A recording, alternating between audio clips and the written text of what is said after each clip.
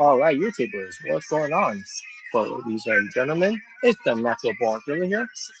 As I walk you all this watch along for TNA Thursday Night Impact. This is the fallout for what happened on Saturday for TNA Genesis of 2026.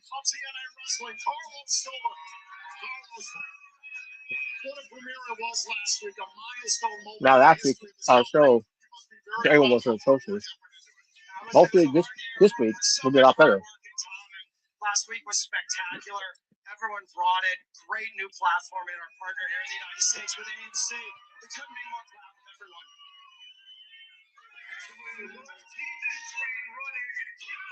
Of here on Thursday Night Impact on ANC with these two who have unfinished business from Genesis. All right, that big match here will be Cedric Alexander.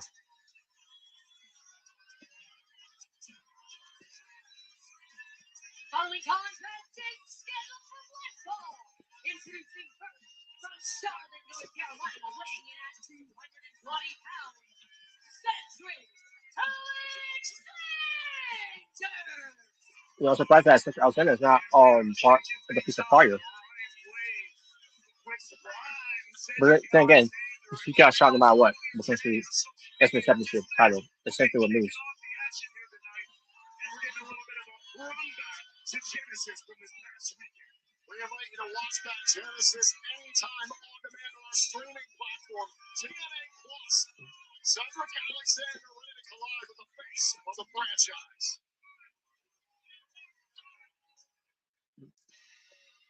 Speaking of Moose, here he comes, representing the system.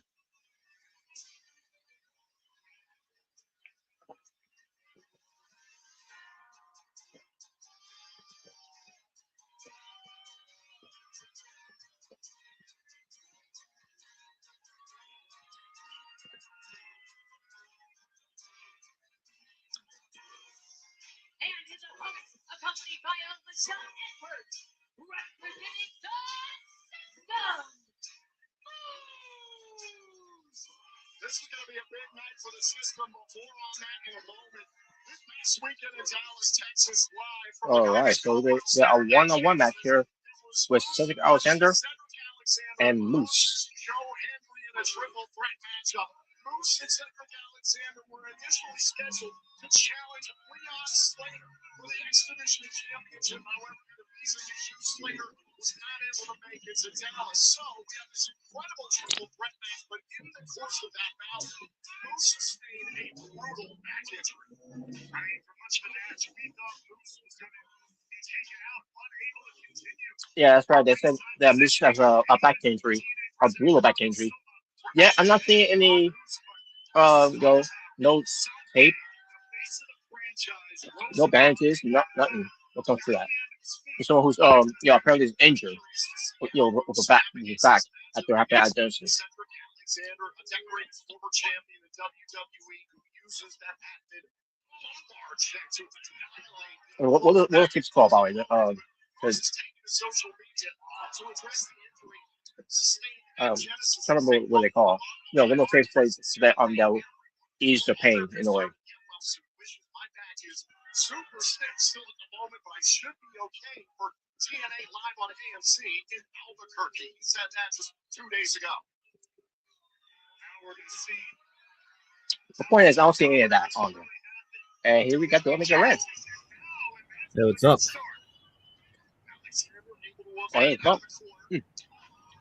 Yeah, here we go.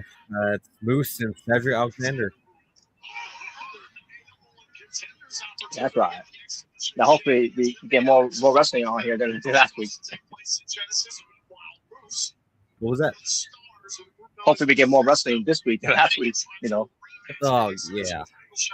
We'll see how this week goes. I'm willing to give another chance because last week, like I said, it was terrible. It was a terrible show. I'm sorry, it was terrible. Well, we got Perez Hilton on there. Yeah, I could 100% agree. Yeah, a guy who has never been relevant.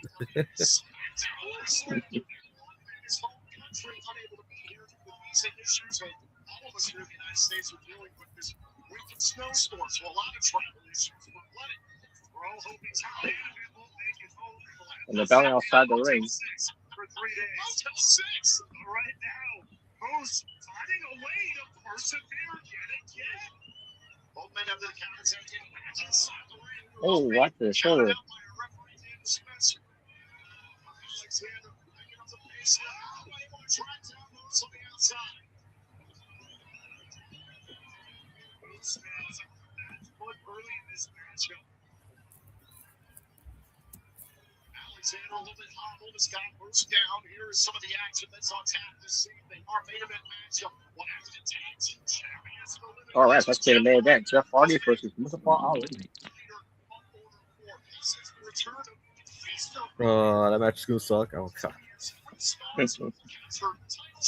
what's gonna suck? Pizza Fire. Yeah.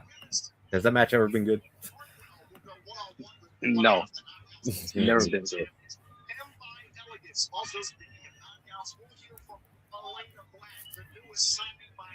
Elena Black will be here for her later. Maybe she could promote her OnlyFans. Oh god. Go ahead, JDC reveal who's his replacement for That's right. the system.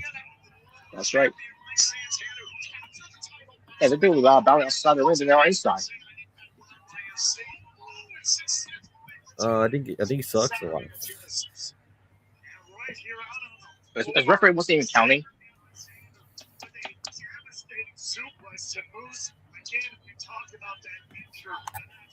There he was.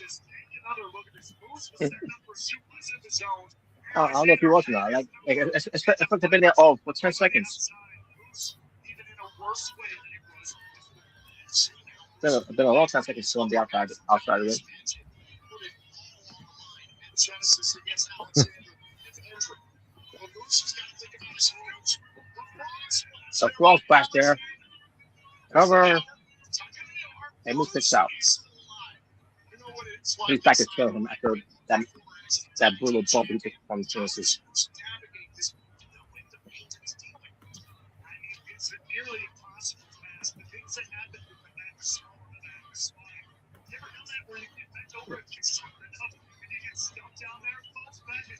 Oh, right to your back.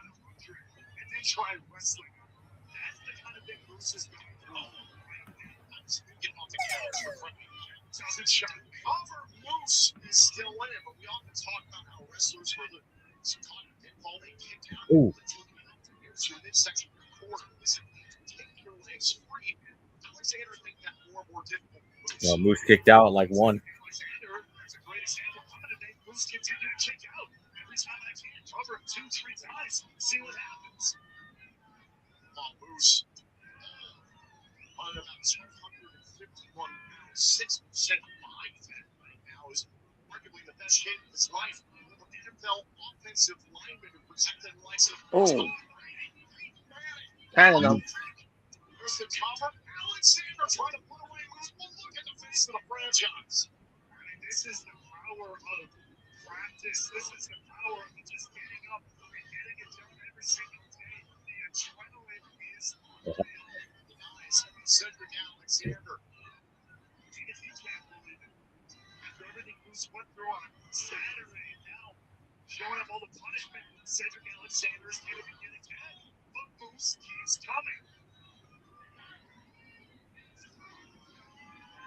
This is Moose's consecutive year as a part of TNA wrestling. Oh. Right the button. Oh. The kick out. It's real.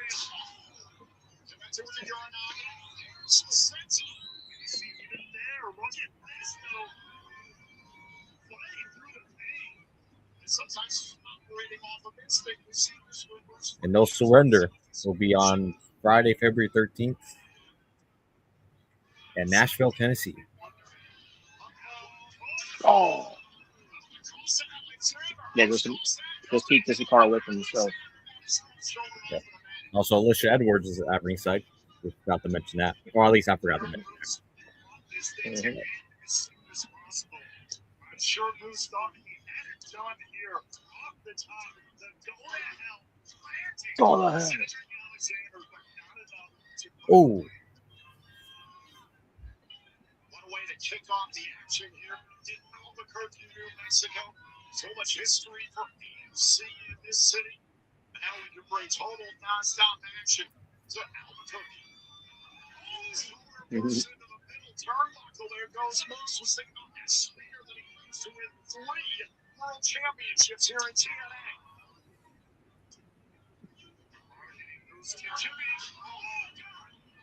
What a Michinoku driver by Cedric. oh, that move's overrated. Wow.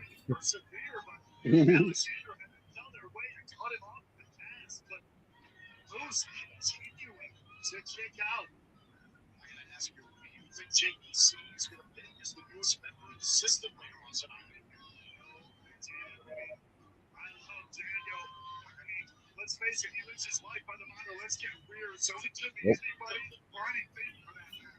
Elevate retirement match for this weekend in Genesis. System brother Eddie Edwards, best friends of over 20 years. Oh, rolling elbow. Right to the face. A Moose.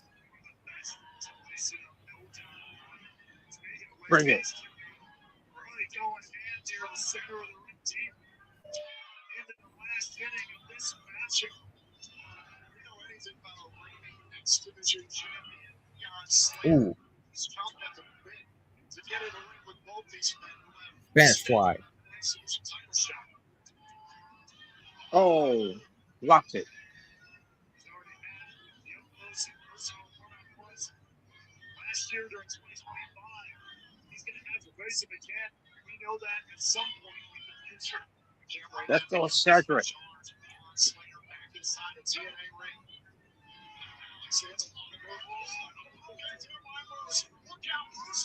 Turn it to a Spanish fly.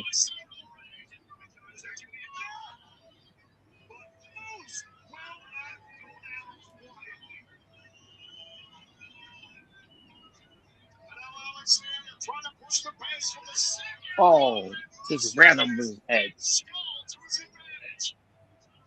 Right upside the jaw of Cedric Alexander. Good Lord, taking a look at this though. Oh, wait a minute. Wait, what? Oh, shit. Moose looking for a way to really turn this one around. Put Cedric Oh. on. Moose is in the spear. Cedric Alexander went to the sunset flip, trying to win this thing. Was it time to do it now? Alexander said no. So like 10 down. Oh, wait, no. What is it? So many counters here. I did not expect And that. Cedric gets the win. He finally won a match. He finally won a match. Look at that. Oh my god, man.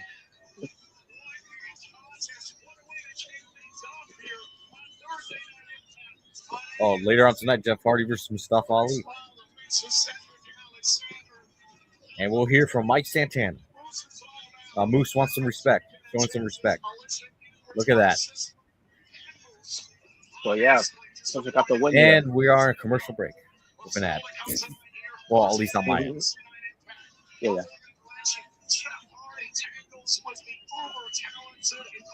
It's a rare occasion that Cedric got a win.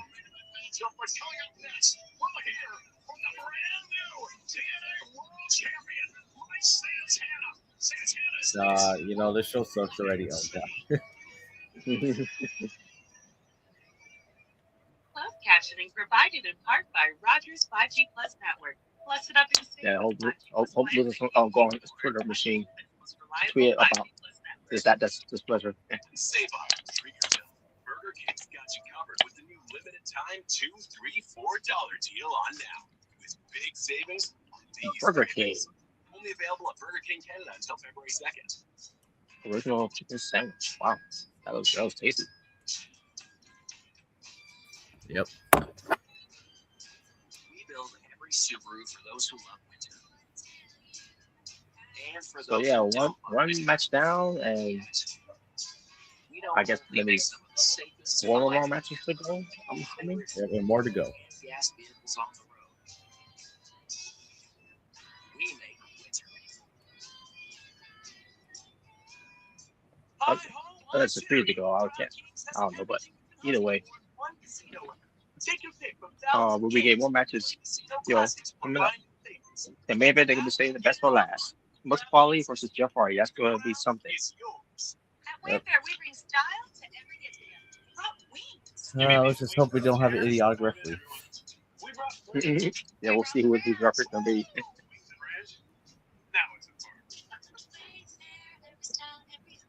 At Wendy's, we know nothing beats the taste of fresh Canadian beef. So to everyone else still using frozen beef and burgers, melt your heart out. The bacon portobello mushroom melt is back. Sweet.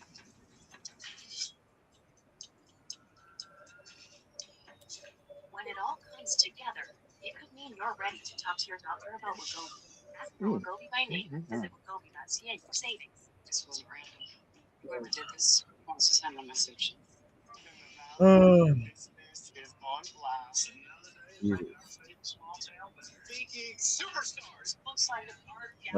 just glad tomorrow's Friday. Thank God, Friday. Nice. And no, it's not because I get to watch SmackDown. No, because tomorrow we're gonna be watching the Fate of the Furious. Oh yay! For fun.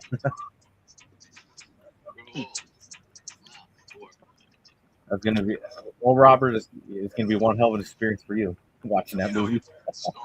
It sure is. And I think one of our fun things we're gonna do, you're gonna compare Dom's heel turn to John Cena's heel turn. Last year. Well, I'll be experimenting that to see how that ends up being. Yeah. I'm not gonna like it, obviously. It makes no sense. Financing for 72 months on a 2025 Jeep Compass and Jeep Grand Cherokee. Plus, make no payments for. But that's something to look forward to, man. To see how that ends up being. Why, you didn't want to see Dominic Toretto as a heel? Wow. I was just wondering how it happened. Because again, I never seen it. Avoid anything of any pictures of it. But during that time, and here comes the champion, Mike Santana. All right, that's that channel. He's coming from the crowd, and what the hell? Why is there a guy with a WWE belt? Not a WWE show, pal.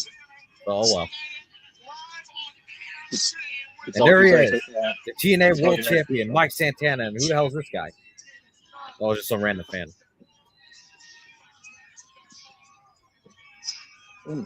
Nice. Look at that. Maybe that fan thought he was going to NXT. You saw that? The fan that went up in the stage with him? Or not the stage, but wherever they're at. There's no security? I guess there is one security guy. I'm going to say these fans are literally following him. You see that? There's literally fans following him.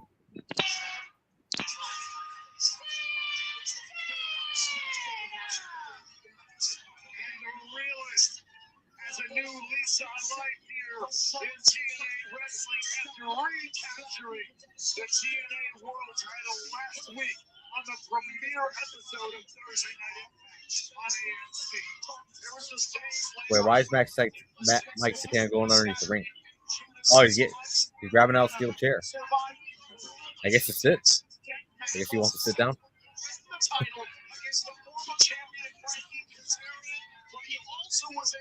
Are they going to try to use that steel chair for an angle here? He's done that before.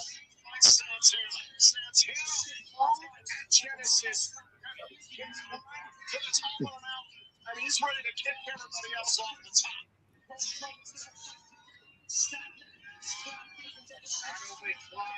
To the top. We should say climb back to the top. That's a heartbreak of calling your shot of Frankie Kazarian months ago. Santana continuing to prove why he is a world champion.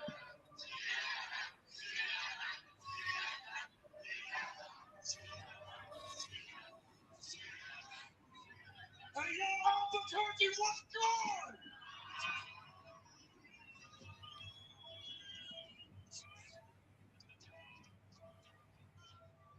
Now, let me keep it a buck with all of you. But That's his before first father, I think. I What want he to said. share a little something that means the absolute world to me. Something that my father left for me before he passed away. Take a listen. That moment in the ring, like I said, just remember those 3 things. You deserve to be there. You deserve to be there. And more importantly, you belong there.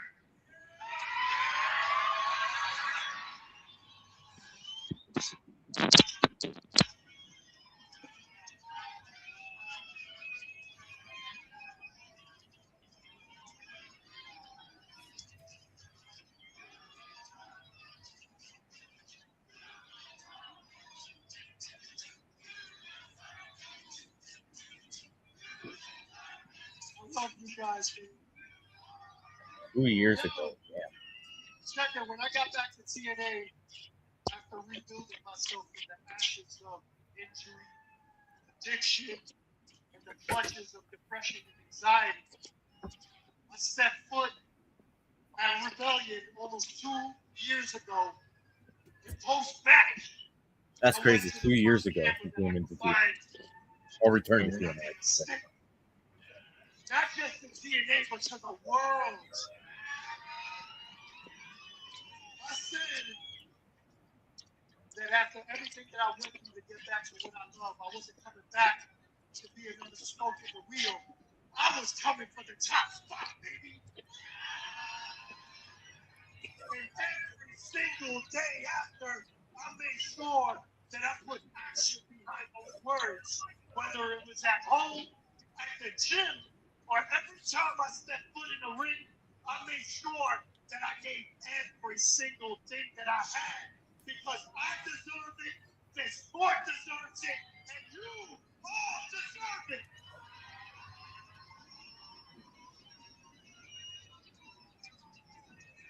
But listen, everything isn't always perfect, right? But every time that I fell, I made sure that I picked myself right back up. Whether it was losing in front of 30 my days. family in my city at Slammiversary, I got up and I kept fighting. Or when I led the charge and I brought the fight to NXT and brought back what rightfully belongs to us at Bound for Glory, only to lose it 30 days later. I got up, I laced my boots tight, and I kept fighting. And then all Oh, yeah. so last week, the premiere episode of Thursday Night Impact live on AMC.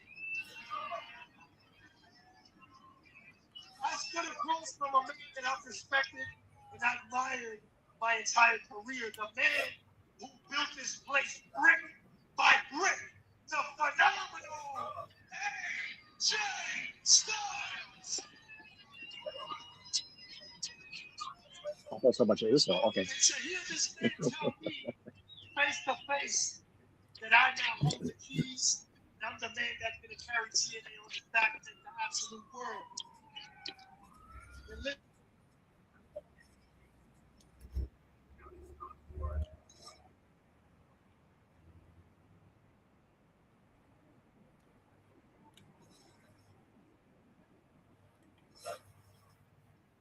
The feasts are fired. Yeah.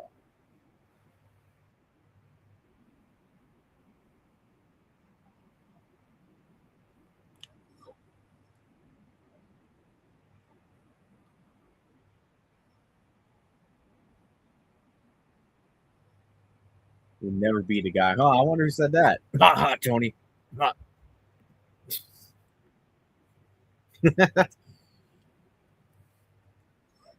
I just had to point that out. this is where I feel the most at home. It's where I've lived my entire life. And there you go. What a promo from Mike Santana. What a promo. I'm not a bad guy. I'm not a good guy. I'm a gay guy. So, Robert, you see what I mean by, I wonder who said that. Ooh. Oh, my God. Look at Tasha Steelz. My God. Very good promo. Very good promo. Yes.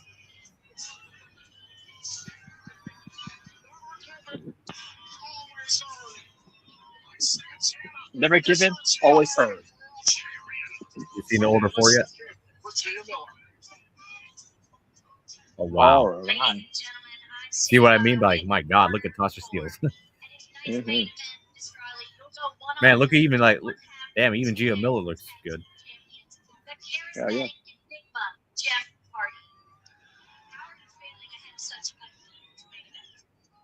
Miss Miller, I need you to do me a huge favor right now.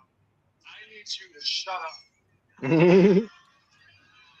Matthew and Jeff.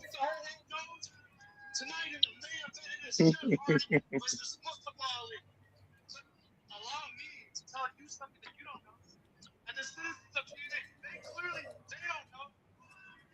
Matthew and Jeffrey, they like to call themselves Hugo. That's a lie. Matthew and Jeff are shit. They're not. Because I will be your shot. And I'll prove that tonight. Just like I proved it at TNA Genesis against the light. Time is coming. God bless. And remember, Ali. Indy Hartwell versus M by Elegant. Okay. Yep. Don't know why, but that's what we're doing. No, I'm gonna say that sounds random as hell, but okay.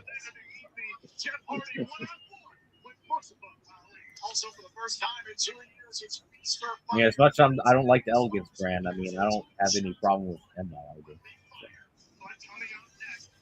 Oh no, absolutely. Evan Elegance, Maggie Lee is pretty good. Oh, unfortunately, she's. And by the way, Ash Elegance couldn't lace up the boots in the ring. No. Well, yeah. Unfortunately, she's stuck with this whole persona of the Elegance. The only problem is I could have to see that personal concierge fucking guy. Yeah. Okay, is it bad, Robert, that I hate him as much as Don Callis at this point when it comes to just being a manager? I mean, yeah. Is that just bad? He's on the same level with Don Callis, so how much I hate him. Yeah, he isn't being insufferable. He makes Don Callis look like he's there's one way to be a good heel manager. For example, I think Paul Heyman is a good heel manager. Yeah. And there's other ways where he's just a bad heel manager, and that's what this guy is. Or if people hate Paul Heyman, at least you hate him for a good reason because he's doing his job. This guy, on the other hand, you hate him because you actually hate him, like because he's terrible at his job and you want him to fuck off after TV. That's why I hate him. Not saying I hate Paul Heyman, but you get what I mean. Yeah, exactly. And make life easier with auto ship, so you never run out. That's not anything for pets.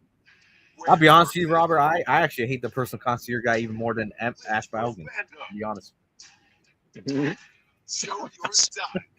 I'm being honest with you right now. I actually hate him more. I hate him more than Ash Bowden. That is saying much too. And she's not wrestling anymore. No. I mean, I guess you could say she's more of a valet. I guess you could say kind of in a way. It depends what leader. I guess she's the leader. I guess. It depends because we don't see her that much. It's fine by me, but either way. Yeah. But yeah, so we don't see her that much. When are we gonna see that Mr. Elegance guy? I really hope not. Yeah, really. I just hope this was all just a gag, I hope so. I don't know who the guy is, and when I saw him, I was like, so Matt Riddle and Matt Riddle and Jack Fury had a baby, I guess. And that's what they I mean, did you think that too when you first saw him? You're like, so This guy legit looks like a Matt Riddle and Jack Perry had a baby. And he's on that Finn Balor diet. What was that? And on the Finn Balor, the Finn Balor diet. Oh yeah. Okay. It is kind of weird. He has the face of Jack Perry, Now we need finance. the height of Matt Riddle, and the body type of Finn Balor. Launch new products. These are weird. Find new customers. Manage your inventory. Isn't that just weird to you? Renovate It the is. warehouse. No. Build it. Automate production. Deliver faster to more people.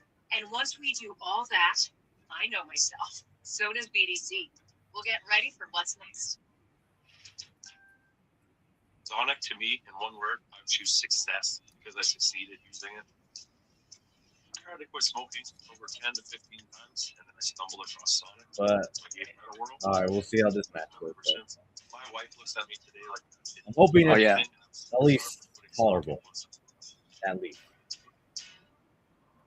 Hoping at least it's good because I am a fan of Indy Hartwell. So. Only to be used by Damn shame Yeah, she has to be stuck with this tonight. Yeah. Damn shame. Take your pick from thousands of games. Play Casino Classic or buy new things. Get the app, get in on the fun with DraftKings Casino. The crown is yours. Well. And Montana's comfort is appealing and a flavor. Take it into our comfort classics. Thick cut smokehouse maple bacon, maple brisket smash, and the twisted root. All right, I think we're back. Canada's home. Yeah, we're back. Well, on my end, we're back. So. Yeah, I think I got one commercial left. Chris Van Vliet. Chris Van Vliet's there. Oh. Wow, and there's a woman behind him booing him. What the hell? And the show will happen on NXT. And who's going to challenge the Knockout Women's Champion?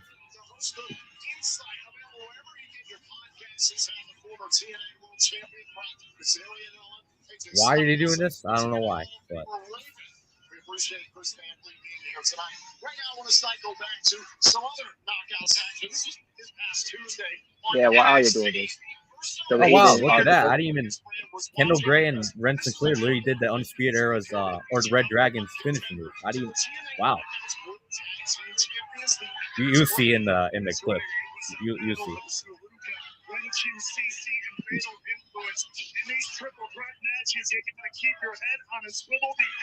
Oh, nice. You see it? Yeah, I saw.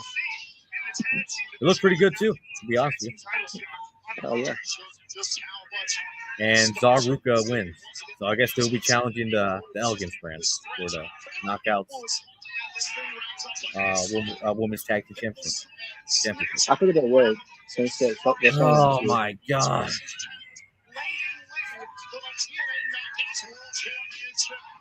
And of course, we took the loss. Of course, it was fair issues. Yeah. Well, that's not what the eye rolling part is. That's not what it is. I know. I already know what it is. This fucking goof. This The personal fucking culture, yeah. Trailer Park Boy reject with his fucking gay ass glasses. Adrian Canetto's like this guy. Does he not look like the guy Bubbles from Trailer Park Boys? Doesn't he not look like a reject version of him with the glasses? Yeah, I don't know why he's wearing glasses, to be honest with you. Oh god, here comes the Emba Elegance guy. Or Mr. Elegance, dude. And there's Ash Elegance. And do you notice his jacket is all is supposed to be inspired by Bobby Heenan?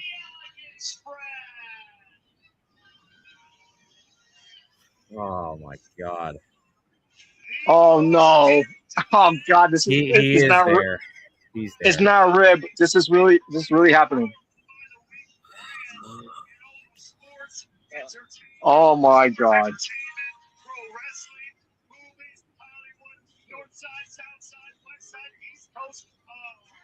Greek god physique. Oh god. Just don't say anything. You'll get Matthew Radio.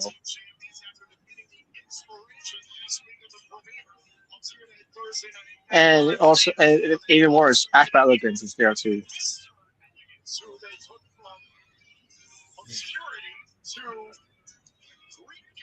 All right, here comes Indy Hartwell.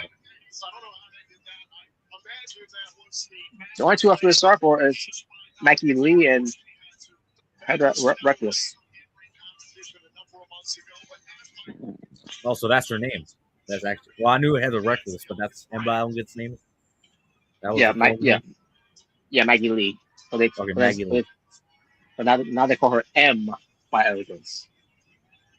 Well, I hope they give her back her old name when she goes on her own again. I agree.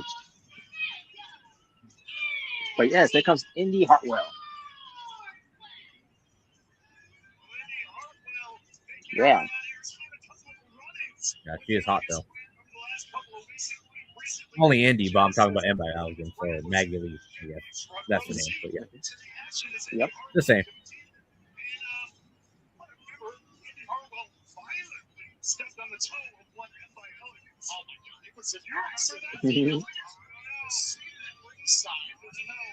I wonder who's taller, Indy wait, or wait, how's this legal? Really? What? Really, ref? Oh my god, dude, we're not even 2 minutes in. We're already getting a shenanigan. We're not even 1 minute in. We're already getting shenanigan. Oh Jesus fucking Christ!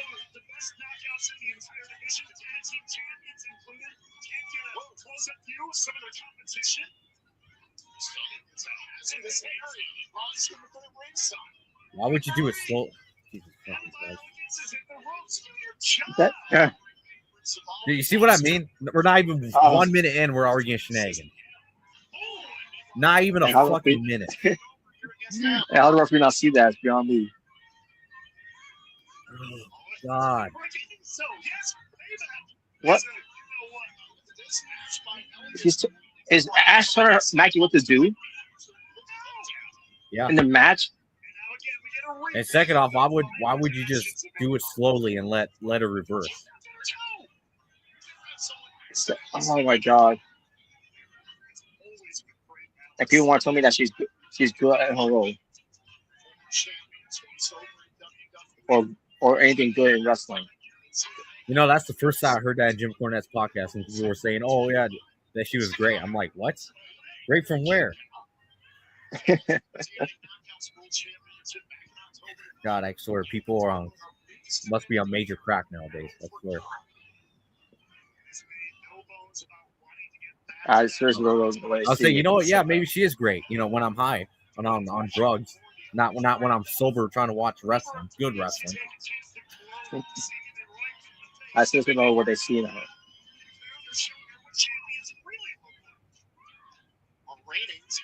Oh my!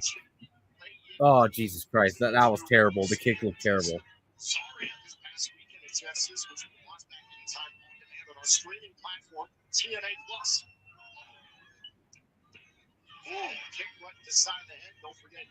What is this, dude? What is this crap? All I asked for was one good wrestling match, and we couldn't even do that.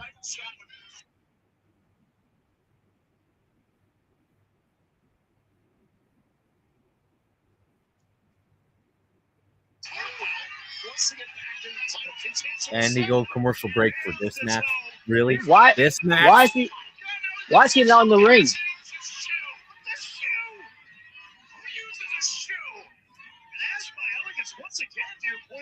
Wait, after Elegant is wants to fight fair. What? Just what she's all about fighting fair.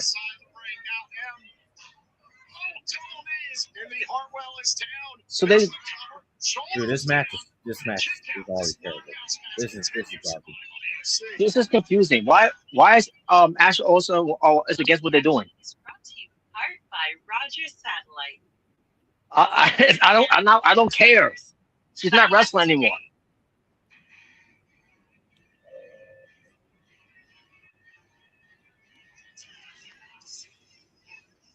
All right, I would love to hear people defend this.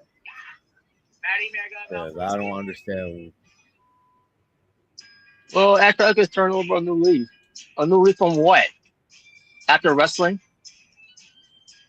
Yeah, I was gonna say like from what? This makes no sense.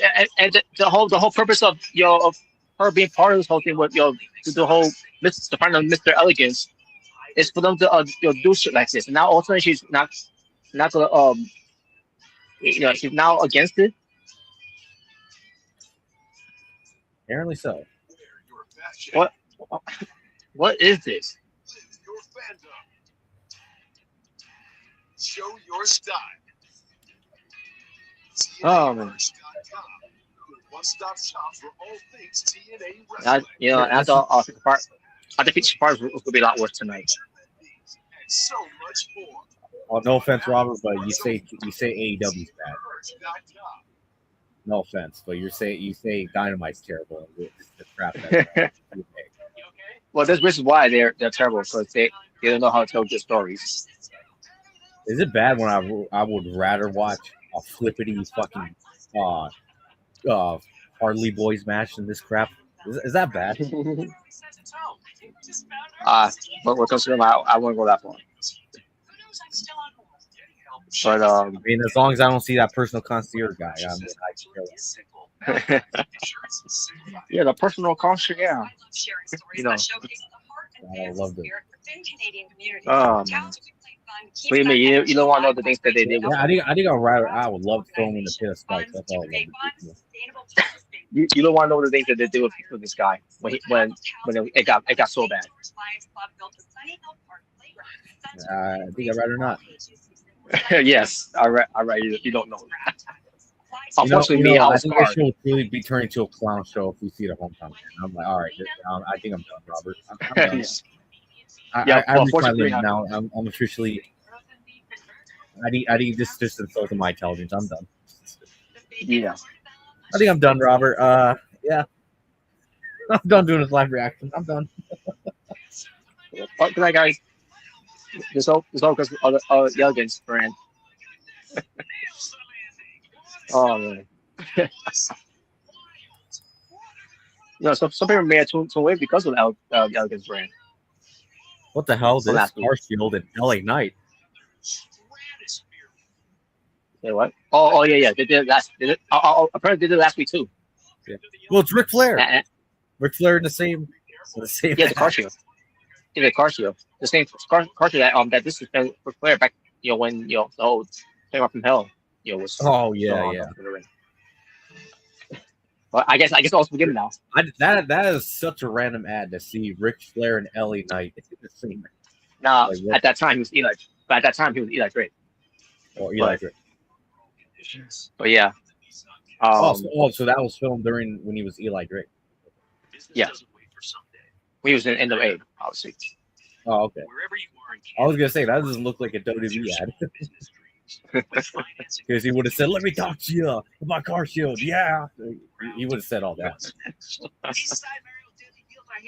Yeah, but apparently that happened last week too. I didn't even notice it.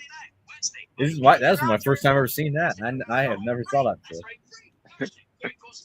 But you know what? I actually would rather watch that than that Jey Uso Yeaton cricket ad or whatever the hell. Yes. This program is aggressive in nature. It may contain I can't believe we're going to commercial for a match with Indy and the Elegance brand. That's why I said, like, why are we going to commercial break for this match of all matches?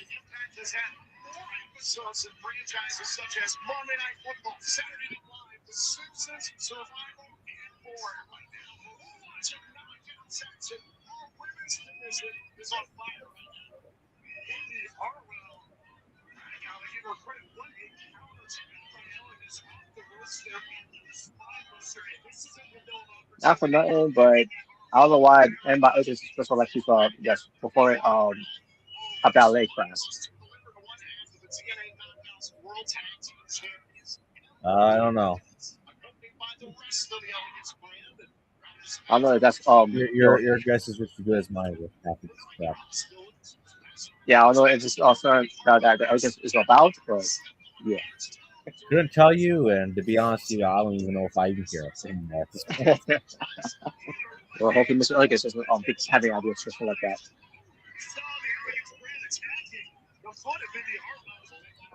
But nevertheless, yes, just went through that tips. Okay, there we go. The match is over. Indy Hartwell wins. Yeah, There we go. at least Indy Hartwell won. No offense to Maggie Lee. Oh God! And now she's getting jumped by Heather Reckless or Heather Biology. Oh my God, this is a terrible match. I'm so bad for Indy.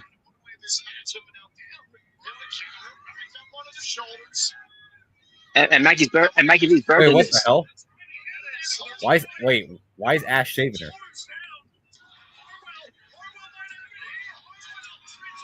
And she got the win. Why is she saving her? This is weird. And Heather Reckless going after Indy Hartwell. Oh, wait a minute. The Elegance brand being Indy down here.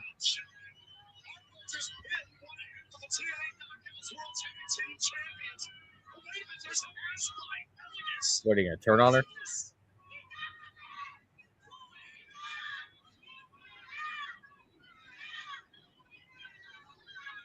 Wait, what's this?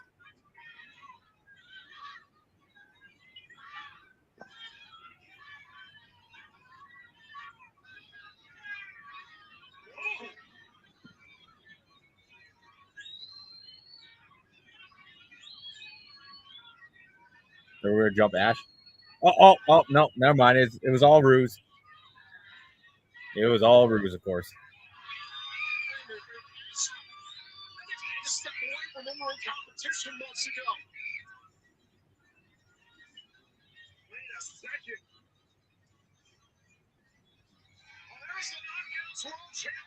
Wait, she just did a move.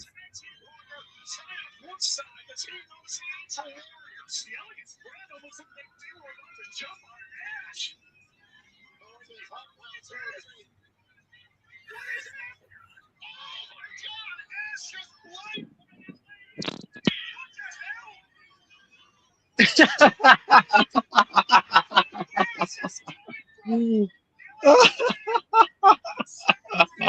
made you laugh. This is fucking terrible. Yeah, it's bad. By the way, this Mr. Elgins guys, he does way too much. He's doing way too much now. Oh. TNA injury report. What's this? Yeah, that's something they started to do. Okay. What a ruthless century, everyone. She played us. Who cares? Oh. I never thought the Elegance brand would get any worse. It was bad. Frankie Kazarian out. Right now it's time. The TNA Injury Report presented by BioFlex, the exclusive recovery partner of TNA Wrestling. Yeah, actually, All right, injury, is that just a storyline injury? Yeah. I'm talking about Frankie Kazarian, not Elijah. Oh, Frankie, his is real, by the way. His is real. It's a rib? No, it's real. Oh, it is real. Okay.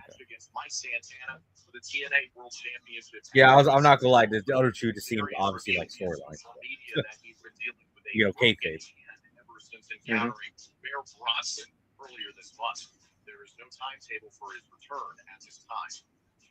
His replacement later on tonight. Oh God, the Feast or Fire match is next. Oh God, how can it get worse? How can this get worse? And it got worse. Oh my God. Now I hear something about Jeff Hardy's kind of injured too, but for a reason for a reason they're still playing him to wrestle. That's what I'm saying. Is it a storyline or is he actually injured?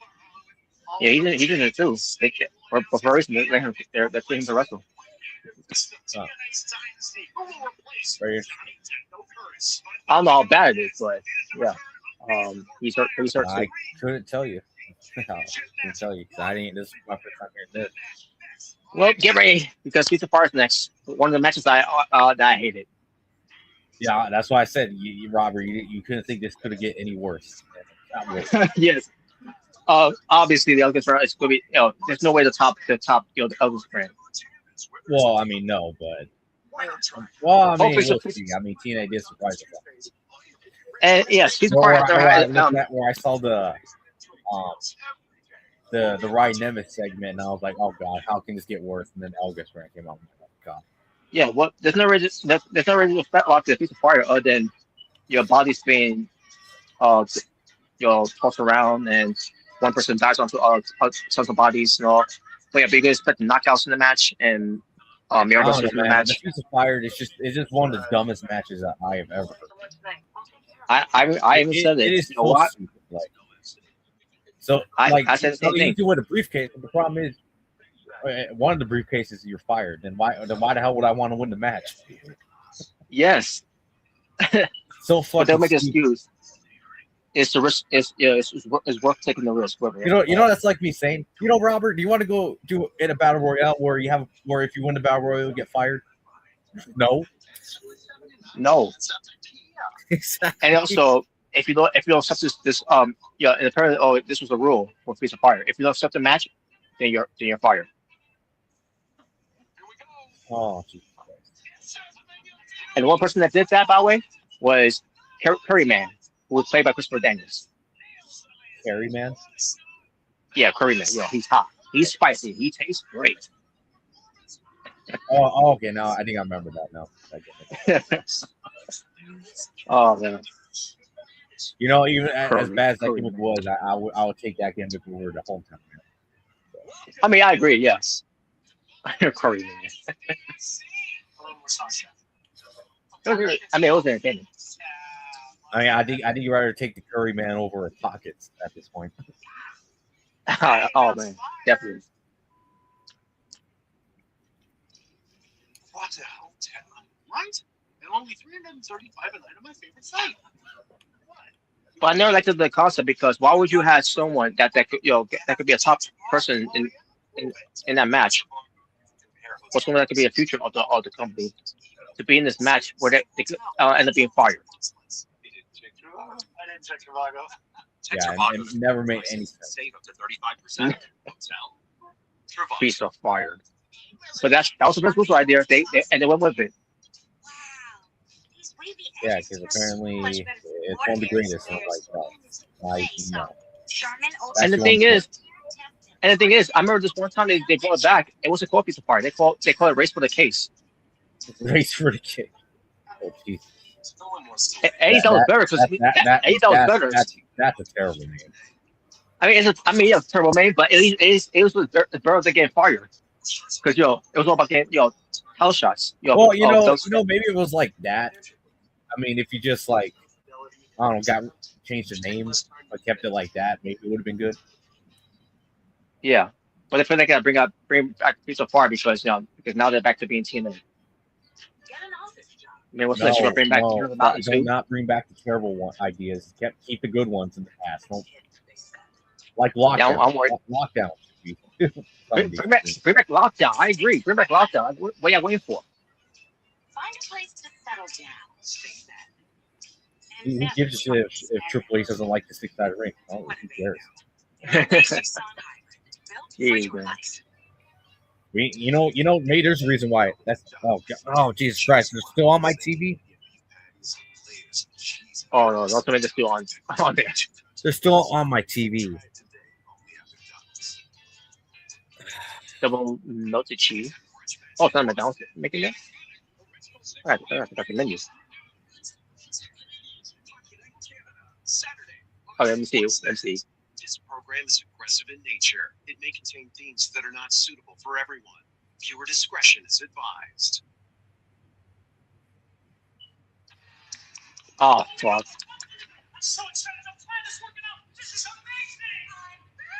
Shut the fuck up. So. Oh yay! I'm definitely not going to watch next week. Great, yay! Fuck you personal concert. You're fucking little bitch. Fucking hate you. Wait, so is this mission back? Is this back mission going to be wrestling? I guess apparently. Oh no! I'm sorry, Robert. I don't think I'm gonna be joining the live reaction next week. I might not even watch the damn show. I'm sorry. Oh no! Oh TNA no! Sacrifice.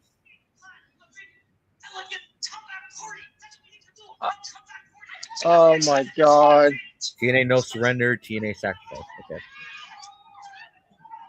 I feel like I'm sacrificing my entire Thursday night.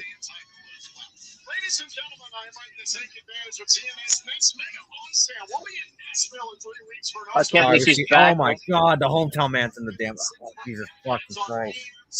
Oh, wow. Oh my! And Mance Warner too. This is already bad. And Ryan Nesbitt. Are they trying to make me have a heart attack right now? Ryan fucking Nemeth, the hometown man, and Mance Warner in the same fucking match. You shitting me right now, right? Holy shit! It's great. What's this? Hey, maybe Mr. Oak is on turn too. Oh God! Wait a minute. All right, let's go. Eddie Edwards and Brian Myers are in the match too. Rich Swan's there. AJ Francis. Eric Young. The great enhancement talents from Order 4. They're there. Oh yeah, I didn't even see those two guys. I didn't even know they were in there. Well, they are jobbers, so. Probably don't they didn't get annoyed. Honestly, would the world really cry if would the TNA Impact world really cry if they got fired? I'm just going to be honest right now. Yes, I doubt that. I know, Robert. I don't know if you're really a fan of him or not, or you don't really hate him. But honestly, would you really? Would you really say would it really be a big loss if he got fired? You know, storyline. Yeah, I don't hate him. But yeah, it's not a big loss for him.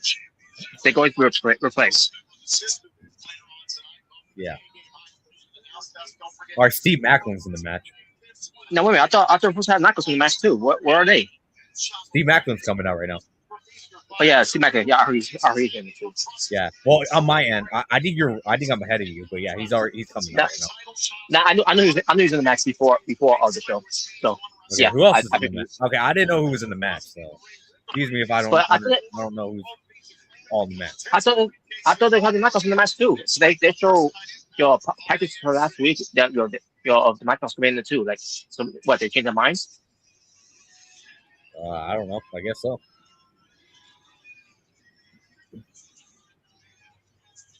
Oh, whatever. Who else is in the match? Maybe they'll do a part later on for the Knuckles, in the future. I don't know.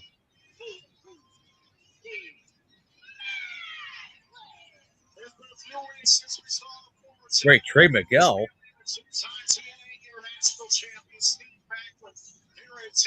Wait, you serious?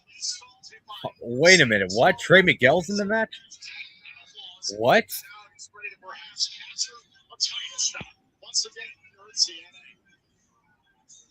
Trey Miguel's actually in the what? So I guess Trey Miguel already returned to TNA. Yes. Yes, yep, good. Yeah, Trey Miguel has returned after only 1 week of being away. Yeah. Good, man. Good. I'm happy. I'm sorry. I just got to make a little joke about that. Sorry. Yeah. But good, man. I'm happy. Okay, so Trey Miguel's in the match. Is there anyone else? AEW's losses are TNA Wrestling's game. I guess so, yeah.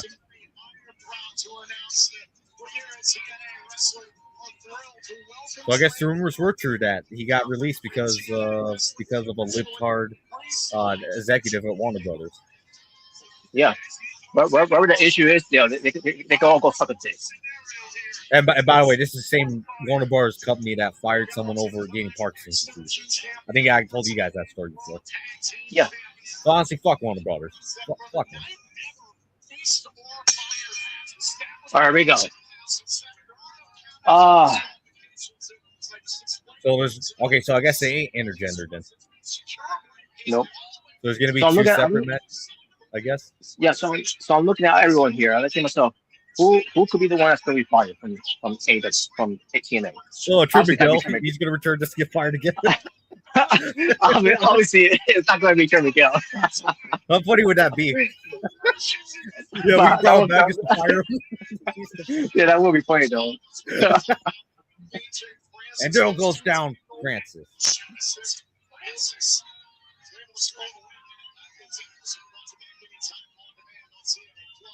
Oh man. Again, I guess it's probably the whole time. Man. He's going to get fired. You Just, know, just Robert, get aren't put in you something. sad a little bit that Trey Miguel didn't go to AEW? Because we could have saw Trey Miguel I- versus Ricky Starks. Aren't you so I sad? am. Because I'll prepare some good quality things to say about that. You know, because the Eric Young's taking everyone there, you know. but because of that, because of Warner Brothers, I can't do that. Yep. But I will say this: Trent Miguel, better than Ricochet. That was the one I was going to say. Who's the guy in the Oh. who's the guy in the red trunks? Is that guy from the Order 4? Or one of the guys? What? And, Yeah, and Brian Myers with the spear. Way better spear than Jay Uso's shitty ass spear. Okay, that guy's from the Order 4, right? The guy in the red yeah, trunks. Jason Haas. Okay. Oh, I didn't recognize him. Well, I didn't know what his name was. But. What Eric the hell? Young. Jesus Good Christ, job now. what type of Hurricanrano is that? Did you see that? Well, I'm gonna see right now. Who was? And obviously, Brian Myers does do a great spear. Oh God.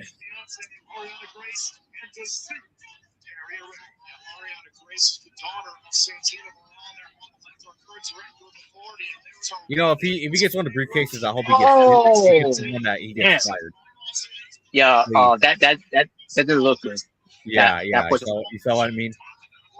Yeah, that was- I don't think that was it's a- Trey Miguel's fault. I think it was the one guy's fault. well, the thing is, they didn't have the it was the back pocket to do that. Basically. Okay, Because they were about please to win the briefcase, the one that gets fired, please. Okay, so hometown man literally just won the briefcase. I swear to fucking God, they give this fucking guy a world title match.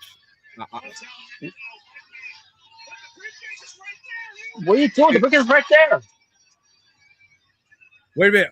Eric Young just pulled the briefcase. This is what I'm talking about. They do this. This is why they make the match. Just to do that spot. This type of spots.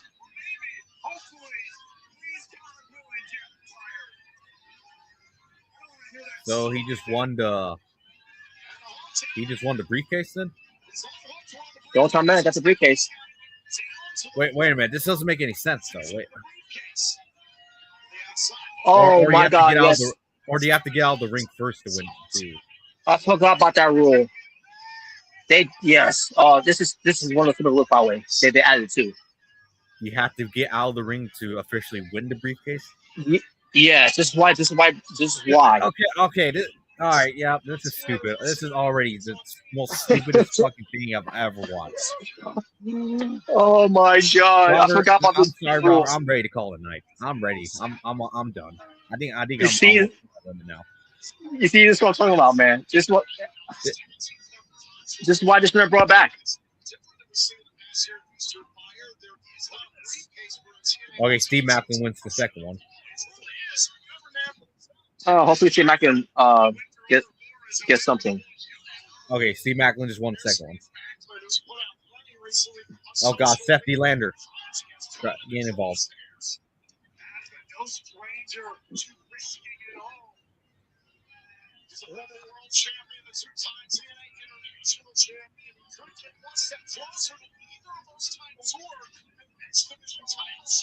Oh Jesus Christ! Now they're bringing in furniture. Really? Well, there are no rules, so Well, in the words of Jim Cornette, lazy booking. lazy booking.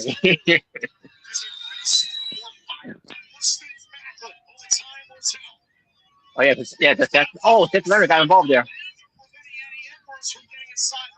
You know what that means? Richard Edwards, she's going to be coming around somewhere. Well, it's kind of weird. She didn't come in to save her husband at all. Hey, is she even out there? I can't even tell. Yeah, she's out there. I just saw her in the corner of my screen. Oh, okay. I was just going to slip under. Is she going to be able to come back in the ring anytime soon? Remember, she had that neck issue that she needs surgery. Oh, God, here's AJ Francis. And a choke slam on the apron of the ring. All right, can we end this match already? I already hate it. Can we just end this, please? Oh, come on. That's just reckless there. You saw it? Yeah, the chair spot they did in the ring. But it's all. Are you saying this is awesome? Really? Really? Are they? These fucking people really saying this is awesome? Oh. Well, I'll tell you one thing. I'll tell you one thing. People at MC seeing this match, they probably change the channel. Thank you for joining us live on AFC and simulcast on AFC Plus as well as TNA Plus. Yeah, they are changing. Is awesome. Oh, down goes AJ Francis. All right, Trey Miguel wins the other briefcase. So there's only one last briefcase. Oh, Ryan Nemeth.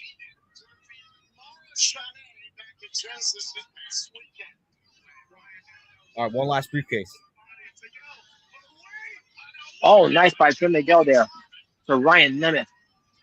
Going for that spider German suplex. Well, who's gonna get it?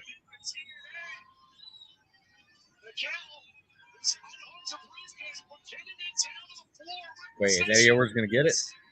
And he's got it. Yeah, Trey Miguel. He's got the third briefcase. Oh God. Yeah, what's his number 4? Probably. Wait, you just gave him the brief. Oh yeah, that was the most dumbest thing I've. Okay, Eddie Edwards wins, and there you go. This terrible match is over. Fucking one. This was garbage. Garbage. Fucking terrible. This was trash. Absolutely fucking trash. Oh. Very good. Got the rings. Hey, Robert. I don't know if you got to the ending already, but are you just glad this fucking piece of trash match is over? Oh my God! this was shit. Like this. Oh my God! This complete trash. The brick is so cheap that it kind of dented. It's got a hole in it because they were dropkicked it. Oh my God! Look at it. Here's Nick Nemeth. Oh my God! Yeah, that brick is broken. Yo, it's like a crack.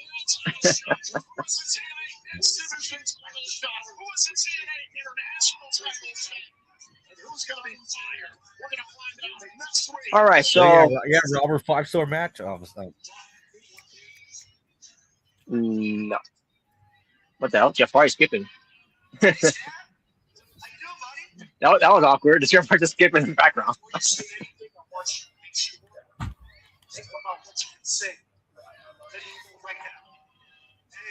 Relax, champ. I'm proud of you. I think you did a great thing. Just know you saw those briefcases out there. A lot of title shots coming their way. You know that you got to watch your back. You got to target them. Oh, they're fighting. They're fighting. Listen, I saw you out there. I know what you're about. And I respect it. So you're thinking with your heart, not your head. Sometimes emotional chance don't last you. Someone like myself calls their shot, places it on the table, wins that title from you. I mean, how are you ever going to face your baby girl, Ariana? All right, we're up next. We get to hear from Elena Black. Sweet. All right, Robert, we get to hear from Elena Black up next. Oh my god. Oh man. And by the way, I saw on Instagram apparently her and AC Navarro apparently thing. All right. So yeah, lucky guy. Oh, I'll definitely say oh yeah. that. Oh yeah. Okay, true. Hopefully this one sticks. Deal with Alien Black. Oh yeah. No, Robert But Navarro. He's a nice guy. Come on. yeah, he is. He is. But it's Alien Black. A nice girl to be around. Yeah. Well, I don't know. We'll see. I never met her, so I couldn't say. Nope. But yeah, so the results of the Feast of Fire, Eric Young got the briefcase, Trey Miguel's got the briefcase, Steve Macklin got the briefcase, and Eddie Edwards got the briefcase. In other words, the system got the briefcase. So here's how I see it: Eric Young gets fired, Steve Macklin gets the Well, World if he gets Championship. fired, then I wish Hometown Man actually won. Oh man, um, but which is kind of strange because if Eric Young got the fire briefcase, that should have been the Hometown Man. That way, Hometown Man could have been gone and Cody Deaner I come would back. cheer. I'd be like, yeah. Yeah. So it makes me wonder: is Eric Young is going to be leaving? Nighttime sniffling, sneezing, coughing, so you can sleep. Medicine. Yeah. But we'll see. I don't know. They're probably making an update for later on. The reveal target will be next week, or they might do it. Or they might do it tonight. I don't know. So they really, told us when it's good to do the revealing of the briefcase. No. What we do with Trey Miguel ends up getting fired. He returns just to get fired. That would be funny, but I doubt that. Oh man. But yeah, Megan will probably get a shot at the international championship again. Trey Miguel, exhibition championship. Or then again, see Megan might go after the world title. The briefcase you make that is part for world title. But again, didn't I already tell us? Well, I was in a briefcase. Yeah. Most of my guess is exhibition, world title, and the tag titles, and the other one is your party. Everybody remember to leave. Yeah. Probably. Yeah. Yeah. These are. Oh, If you are no, ready at to the this Super Bowl. point, I don't know if I even really care.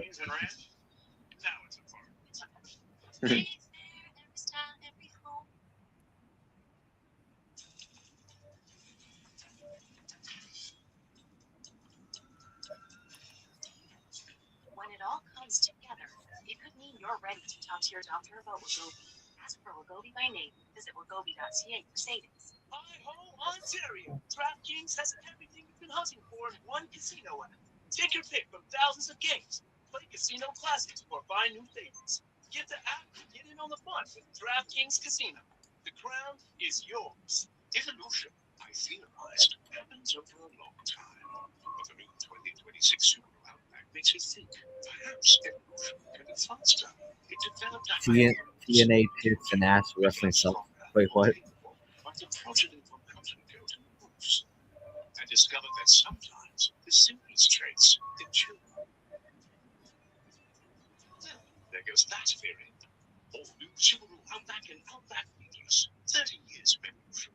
At Wendy's, we know nothing beats the taste of fresh Canadian beef. So to everyone else still using frozen beef and burgers, melt your heart out.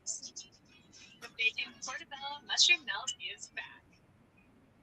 Wow, this Sportsnet app has everything. Oh, great news from Vancouver. You have that scoop? He's got all the scoops. Highlights. All the highlights? Expert analysis. Just tap it in. Tap it in. Tap it in. Tap it in. Tap the app, man. Stealing my line, ain't it, Lisa? This program is aggressive in nature. It may contain themes that are not suitable for everyone. Viewer discretion is advised. Yeah, like the other brand. We got a possible 3D killer out there. What the fuck? Big case. What the hell is this? This one's big. Wait, is that BDE? You're playing video games. If that girl talks, this whole thing unravels. The jobs are finished.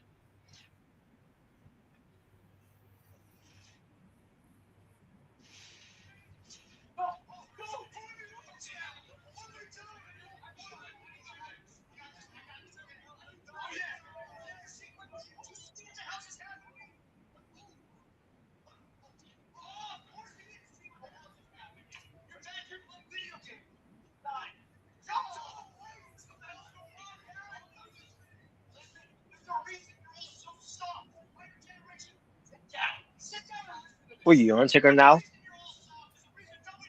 You're Undertaker now.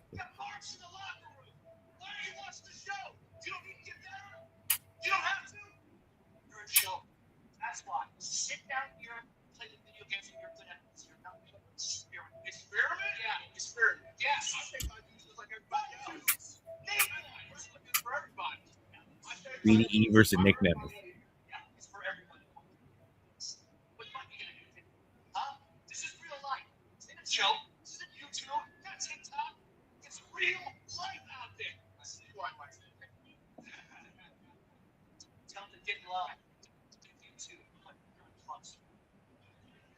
All right, here comes Elena Black. How about a group next week? Dave Devin versus BD. I'm dead ass.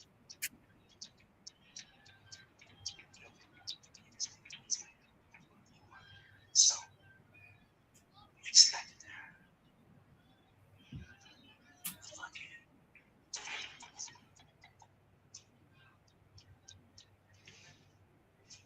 Devin crossed the line with the TNA World Champion by Santana. Well, that was interesting.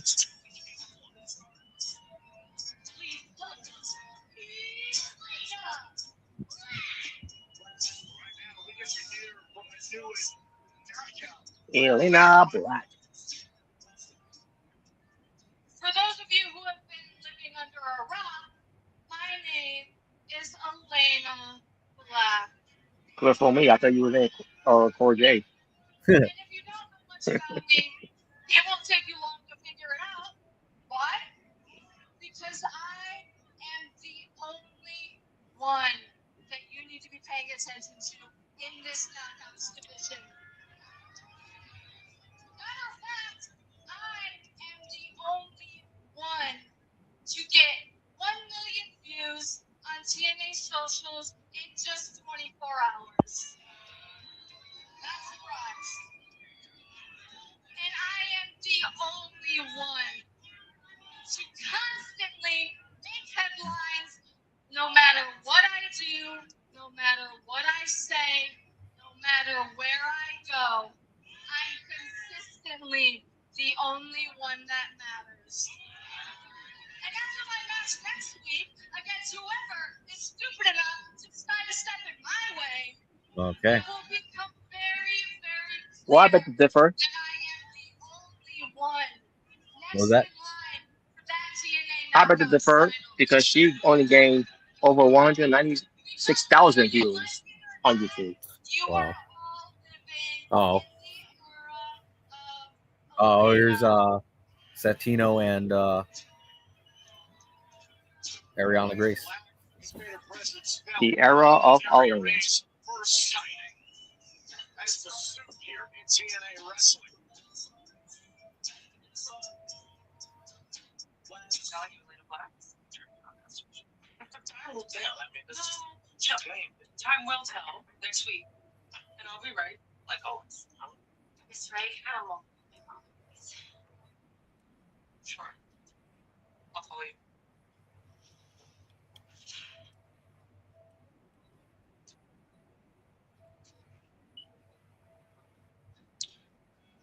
I'm sorry. I'm sorry. I'm sorry. I'm sorry that I hurt you. the way I did, physically, emotionally, Dad, I did not mean any of those things. I was hurt. I thought I was hurt. This job has never been easy. I know in my heart, I know that you did it for us. I don't want to say stacks, but stacks. Oh, so you forgave her. Okay. But maybe you should have done more for me. I get a feeling this is all ruse. But now I know he was wrong. It's gonna be all ruse, isn't it? Was wrong.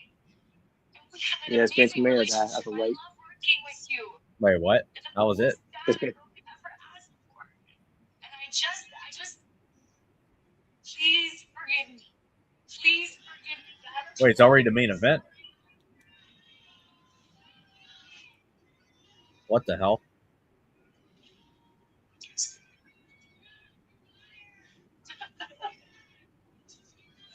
I'm so sorry.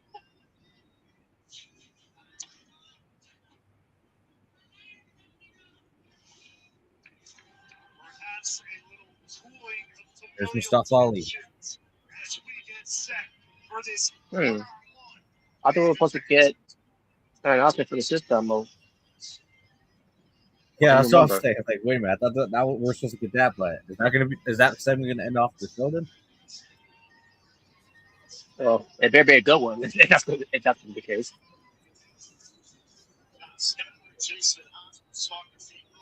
Who is gonna be Chris Jericho? Oh no. Yeah, Rob, what would you do with Jericho? Jericho is going to be part of the system. Yeah, he's the leader. They call it the learning system. How about that? The learning system. How would you feel about that? Yeah, I ain't gonna be good with that.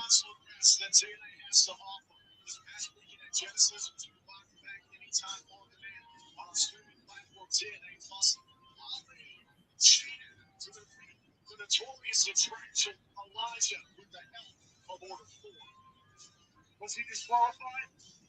Did the referee see this infraction you speak of? No, the record book shows. And here he is. Here comes Jeff Hardy. And that's all that matters to Order 4. And Ali himself, and now he puts another person accompanied by his brother, Matt. The legend, the GOAT, as they say, Jeff Hardy, about to fall to Ali. Can Ali topple the charismatic Enigma, the three-time TNA World Champion, one half of the reigning Tag Team Champions time?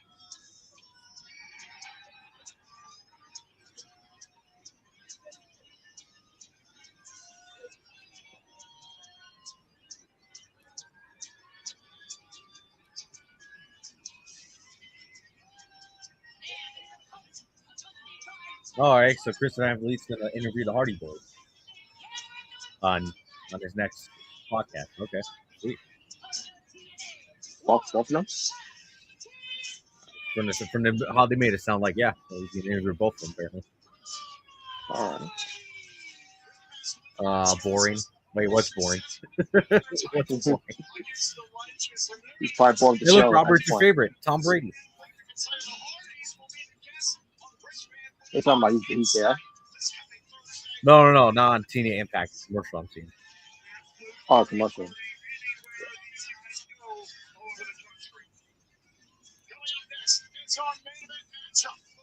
You know, they're talking about the 49ers.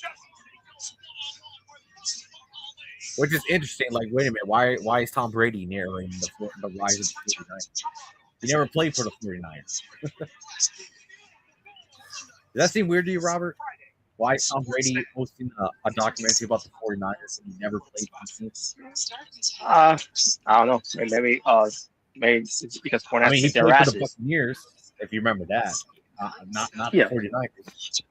Yeah, I remember. I can't remember. Maybe you're like, yeah, that's I hate the Buccaneers now. I mean, yeah. But, well, at least, well, you know what? At least you don't deny it. At least you're honest. Yeah. My guess probably because the Buccaneers went up against the 49ers when he was part of the Buccaneers for the Super Bowl. I can't remember if that was or not. I don't know. I don't recall. Well, I mean, I'm pretty sure he did beat him in the Super Bowl. Actually, Probably. I hope he didn't deflate balls though. Exactly. Speaking of the Super Bowl, who's playing the Super Bowl? Well, the live reaction Super Bowl this year. 220 for the night. I mean, I know you're gonna do one. I'm just saying who's gonna be playing the Super Bowl. Oh God. Well, I'll try my best not to shit all over Bad Bunny. I'll make that promise to you, Robert. I'll try my best not to shit all over him. Yeah, let's see how the performance goes though. Yeah. Because remember, apparently, you need to learn Spanish if you wanna watch his Super Bowl halftime. Which I don't know how good your Spanish is, but yeah. Maybe it's not good at all, but just make I'm not gonna enjoy it. This you don't know Spanish that much? Yeah, but it doesn't mean not gonna enjoy all this performance. So. I don't know. I can care less, to be honest, really, about this year. But yeah, it's supposed to be the New England Patriots versus the Denver Broncos. Oh, joy. Whiter teeth in just one day with Crest 3D White Deep Stain Removal, a new revolutionary toothpaste that goes deeper to dissolve. Just why me another New England Patriots in the Super Bowl. Actually, the Super Bowl so far is to be determined. Business doesn't wait for someday, and neither do we. As Canadians, Yeah, let's look at the role. The Super Bowl is to be determined now. Who's going to be in it? It's a foundation your neighbors depend on. It supports the life you're building. So yeah, the championship game is going to be against New England Patriots and Denver Broncos. Well, I hope the Broncos win. Oh, okay, I see. And meanwhile, the NFC championship is going to be against the LA Rams. Yeah, versus Seattle Seahawks. Okay, I see now. Please don't let the Rams better win. It's fuck the Seahawks. I don't care who was between the Rams and the Seagulls. I just don't want the New England Patriots scoring in the Super Bowl. You don't want the Patriots to win. I'm sick of seeing the New England Patriots in the Super Bowl. To be fair, they haven't been in a Super Bowl in, I don't know, like a couple years now. So. Yeah, I know, but it's still ain't gonna do me. And by the way, the Super Bowl this year is gonna be on Peacock. Oh yeah, that's right. Yeah, it is. So yeah. All I'm gonna say is, man, I hope the Rams win and fuck the Patriots. So, yeah. Hope the Rams win, fuck the Patriots, and fuck the Seahawks. And for me, as long as the Patriots are in there, I don't care who wins the Super Bowl. I want my Rams to win. They better win the conference, but they better win. Monthly at 2.9% with $0 down. I just hope it's a good game. That's what I'm hoping for. At least ain't the Eagles in there.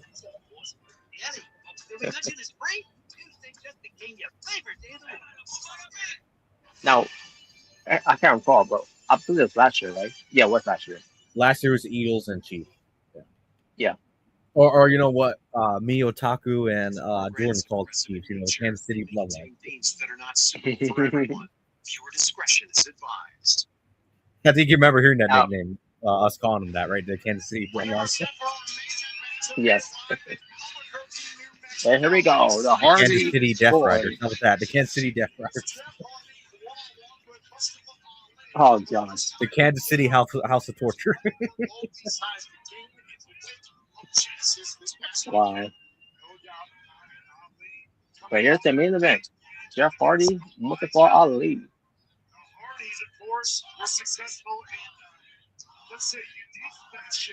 The combined age of 100 years old. Oh, wow.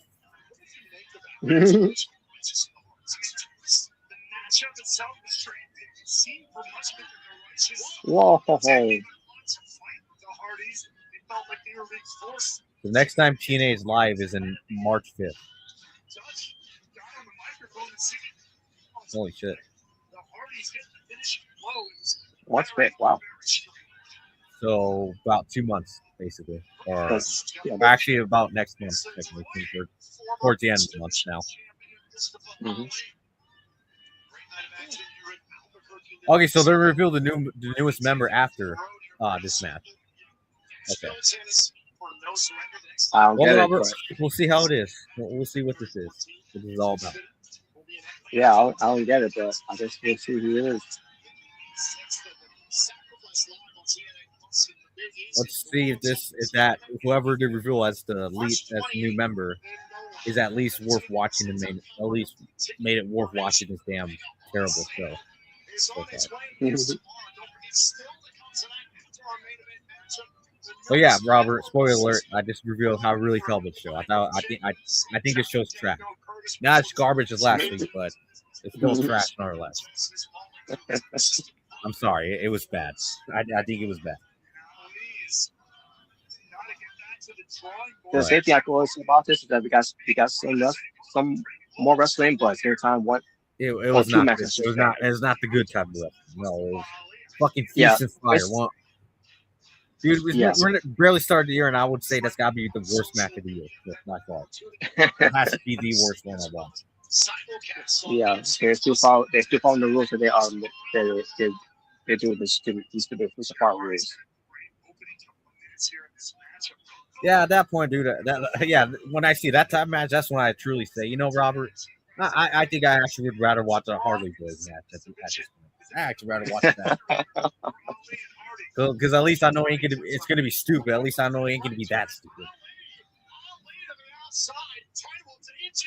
I'd rather watch a fucking pocket match. Like Jesus Christ.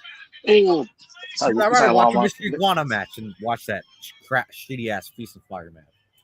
Yeah, I was just about to say that. Oh man. Dude, I'd rather watch fucking Cody Rhodes and John Cena over that Feast and Fire match. Not WrestleMania. Oh, geez. Kind of funny how I said the Harley Boys and the Hardy Boys are wrestling. That's kind of funny. But anyways.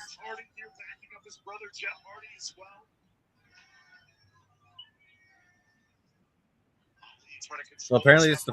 Well, actually, no.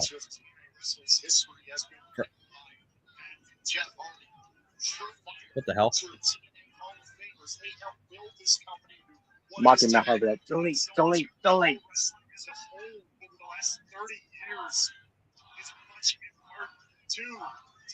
Wait, what the hell is this?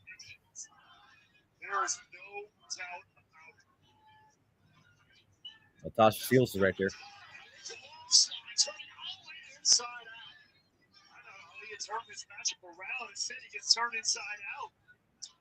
Oh.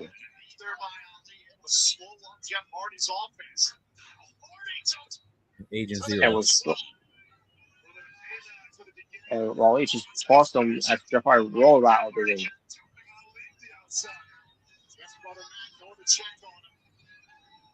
Wait, man, here comes the great. It has been talent there going after our match. You'll see the takes him out. Oh my God! Special Agent Zero takes out Matt. Oh, there's Ric Flair and the ad again, the car shield ad, and he's wearing his WrestleMania robe. From looks of it, or one of his WrestleMania robes.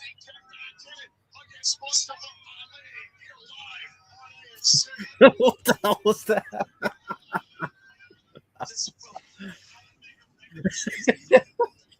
Robert, you should see this ad. Watch when Ric Flair hits the guy with the chair. The way the guy sold it. That was actually kind of funny. Have you seen the ad with Ric Flair? Let me see. Look at the part where he hits the guy with the chair.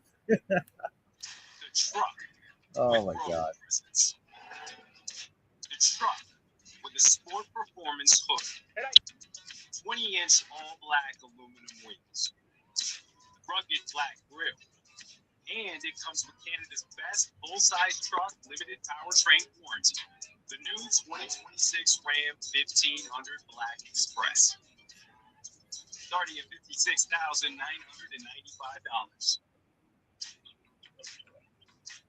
What's up? You seem kind of sluggish today.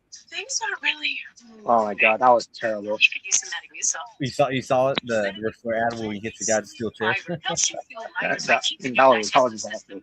That was It funny also though. I helps thought it was with funny. cholesterol and helps with healthy blood sugar levels. Now you're moving.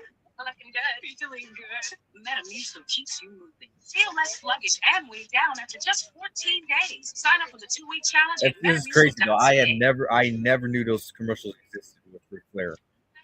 Like that's my first time I've ever saw him. I kid you not.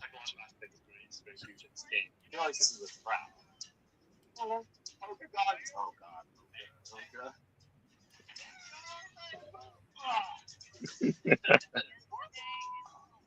What's the point of playing with it? These. Welcome to round 3. Loses goes home.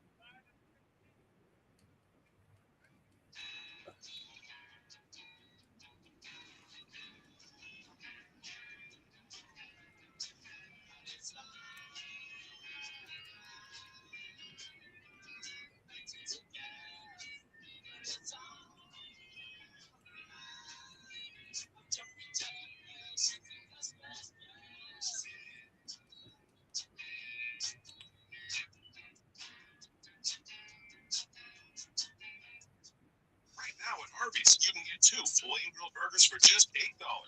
Make it an original, veggie, or one of each, and top them just the way you like. That's 2 burgers for $8, only until February 1st.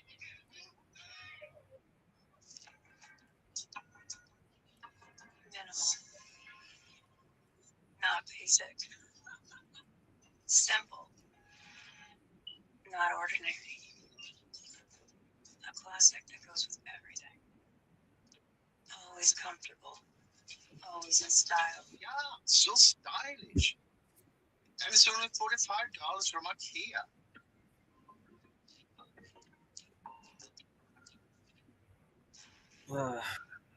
As long as I'm living, I'm diving.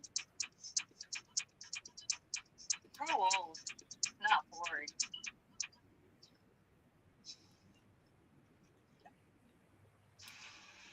I'll be careful out there. It's looking like a major storm across most of Canada today.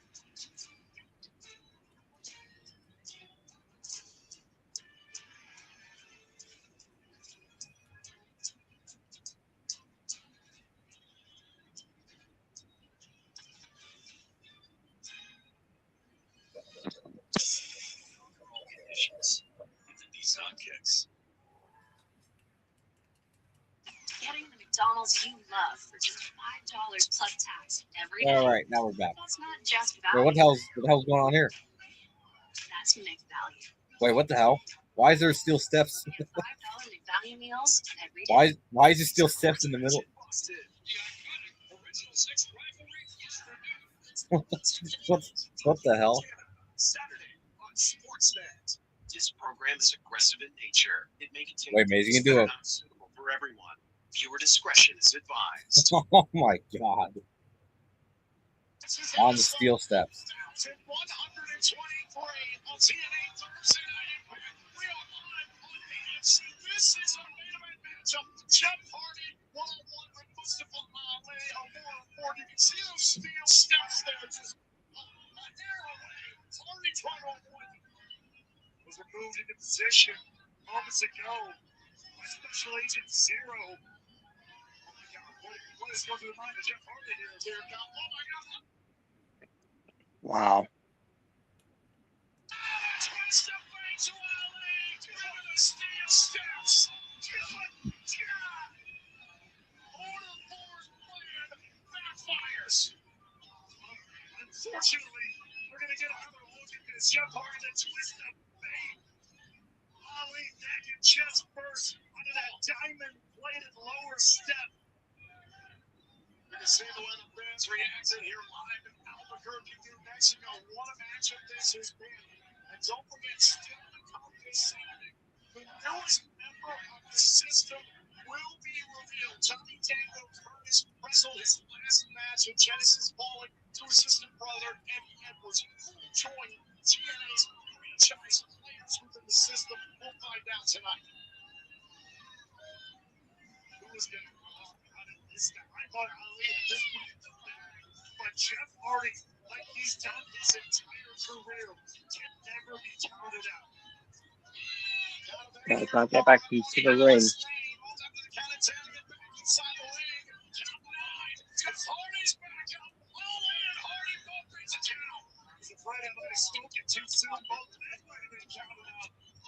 There would have been a shame if this match had ended with a double countout. Now they find themselves in a slugging match. They're in the center of the ring here. God bless you. Thank you.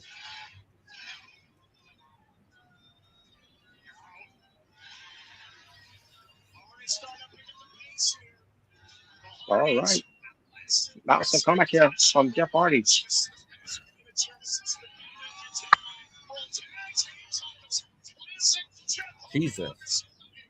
Vintage Jeff Hardy.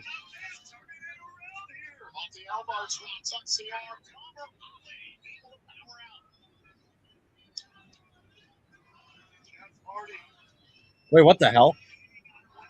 Wait, what? Wait, when did Tasha Steelz get here?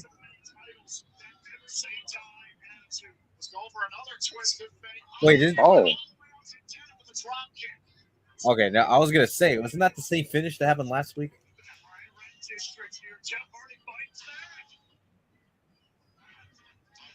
oh my God. You saw where he landed face first, right into the turnbuckle. Yeah, man. That's gruesome, man. Wait, what the hell? He's grabbing the championship belt. And wait, Tasha Steelz getting involved again. Oh, just like from Genesis. I was gonna say, wasn't that the exact same finish? Well, the only thing is, Tasha Steelz didn't really get into it. I know, I was talking about last week, not Genesis. Last week's show. Yeah, I was gonna say, like, wasn't that just the exact same finish for one for that match too? Almost the exact Yeah. same. Yeah, I might just say last week's, not Genesis. Wait a minute, he's got the tag team titles.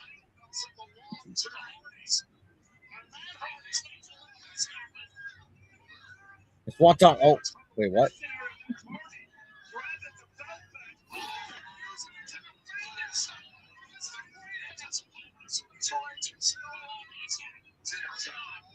Mustafa Ali with the 450.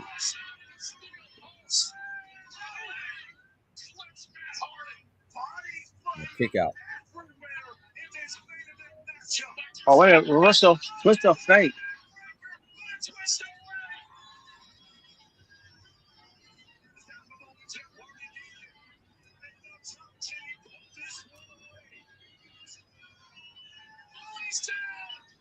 Mr. Swanton. Wait, what the hell is this? Wait, what the hell? Elijah?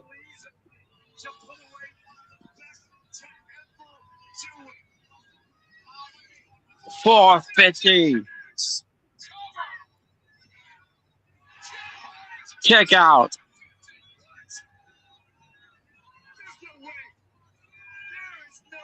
Swanton. That way better Swanton than Sammy Guevara's shitty ass Swanton.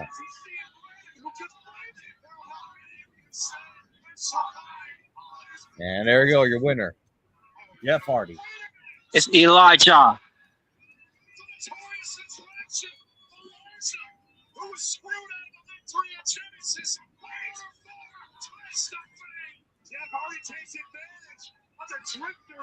And the Hardys win.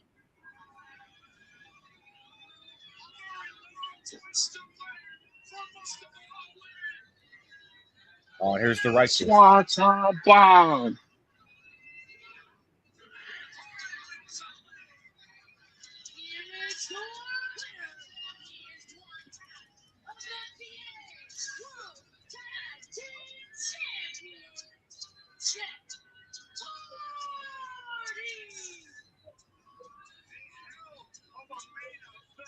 What a match! The Hardys can now go forward. What is next for them here in TNA Wrestling?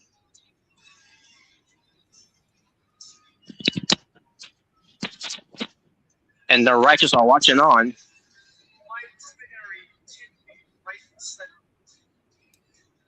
was man, it's felt after all this time. The Hardys are still Right, yep. when they hear the word grace. But greatness isn't the place you arrive. It's the door that you're already standing at. You already know what you want. I just know. What else?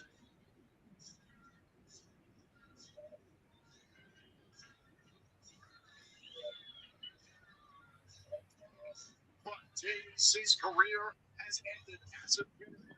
The newest member of TNA's dynasty, the system. We're going to find out why. Next. Well, that's one of the issues. Also, the people that had with the pictures they had them doing promos. Yeah. I couldn't really understand what the Vikings were saying. Yeah, not really. Oh, Robert, you don't like the Righteous? I love the Righteous, obviously, but I I'm just baffled that after the Christmas when they got last week, they have not learned. Nope. And this show This was definitely is a prime example of them not learning skill. This is one of the Christmases that people were talking about about how they're doing the productions, and they're still not listening. Check Travago's compare prices and save up to 35%. Hotel? Travago. Well, nevertheless, next is going to be the final segment before the show comes to an end to see why they decided to have this as the final segment in the show. So it better be better be a good one. No.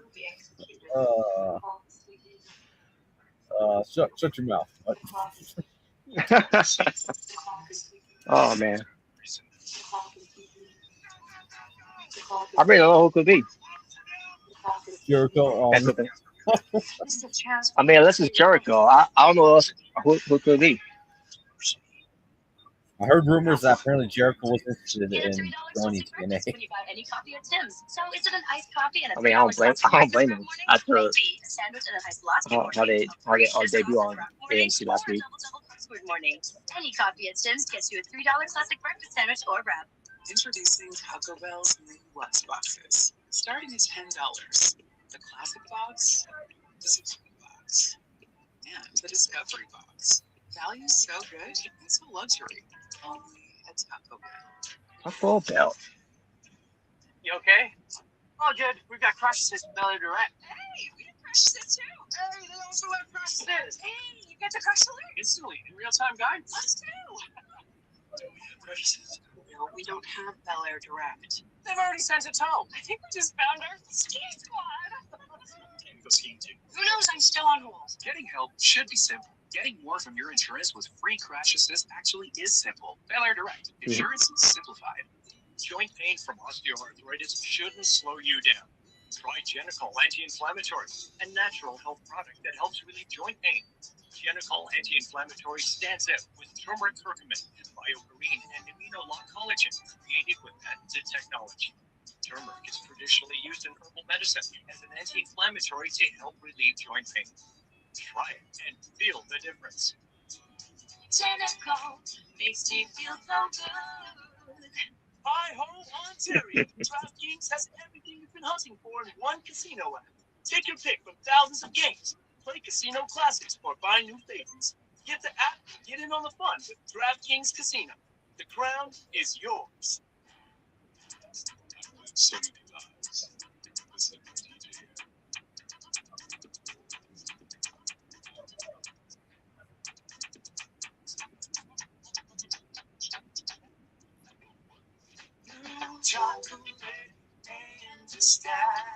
All right, I think we're back.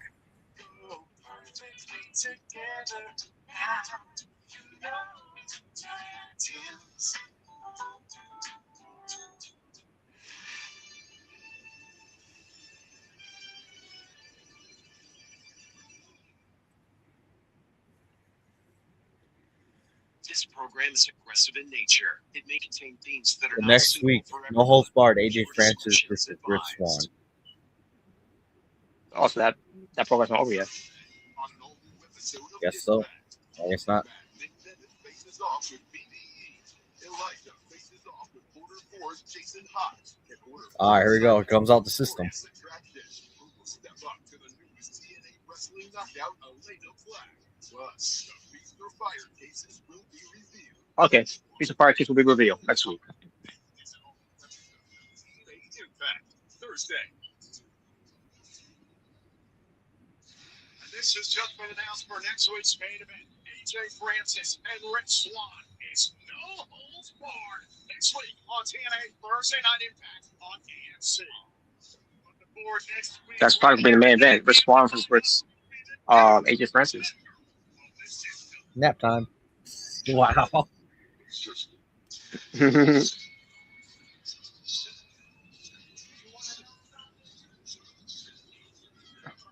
Please welcome.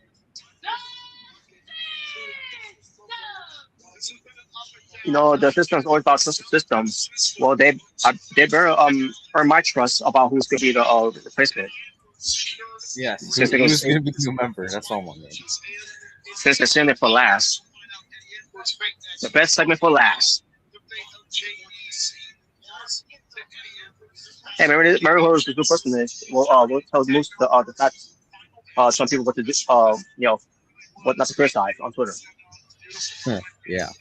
All right, who is it? Essentially brothers in this industry, and of course, in the system itself.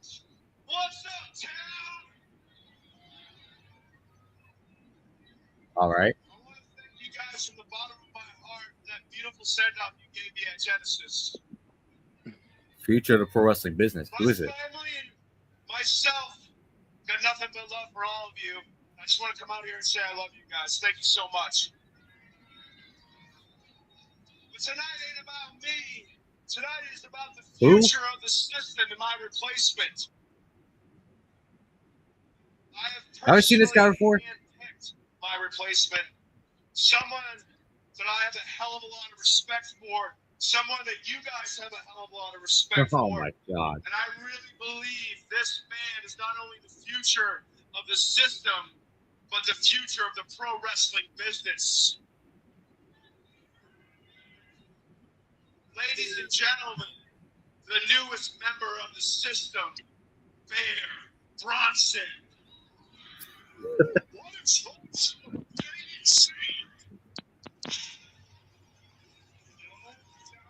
Bear Bronson. Do I even care? I like Bear Bronson, but really, I don't even know who the fuck this guy is. Wait, what the hell?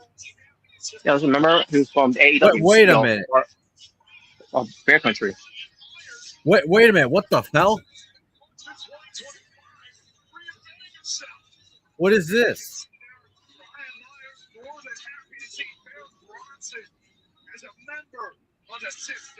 Wait. What? What the hell? What?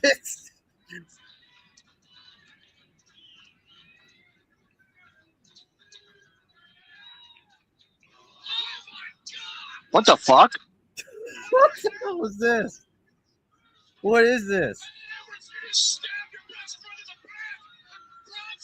Really? Really? Jesus. Did he really just copy the whole Seth Rollins Plan B thing? Are you shitting me right now?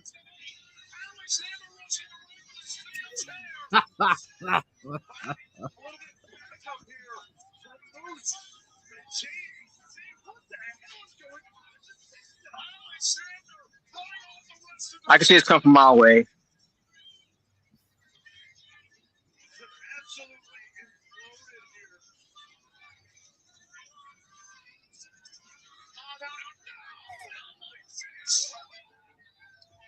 Of course. You saw what I mean? That he literally just copied the whole Plan B thing with Seth Rollins? They literally Yes, just copied and pasted. I saw that. I saw that coming a mile away. Is Alicia gonna join them? It's kind of weird that Alicia Edwards is siding with the baby faces. We didn't tell you about. We're not just replacing one member. We're replacing two. And I can't believe this. Everyone's just know anything about this. Now you're gonna find out the hard way. You can't beat the system. Well, I know who's Oh, sleeping on the couch. okay. I can't say I saw this coming.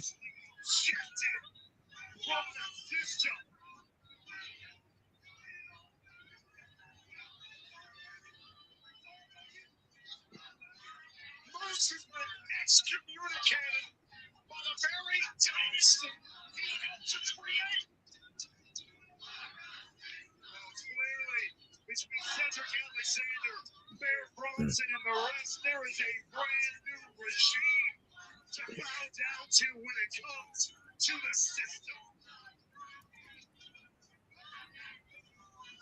Alicia Edwards is trying it. I don't think she knew to make sense of this. I don't think none of us can see this coming.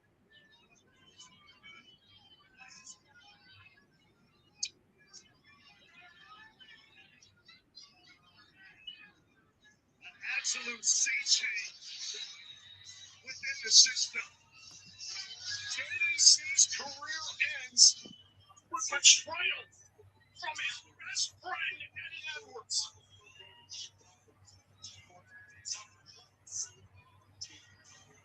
A new era for TNA and a new era for the system. A violent system reset has shaken TNA.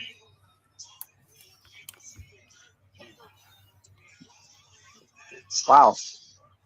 And that's it. Wow. So much for a ride or die, huh? So I see why they saved for last. I was expecting that, but holy shit. And obviously, Cedric I was gonna give it away. If you just by the body language, like okay, I see what's that. I didn't see that part coming. When it comes to what it what after bringing out Bear Bronson, but but then when Cedric Alexander came out, and then he had the steel chair and all, and I could I did see that coming. That part I did see coming.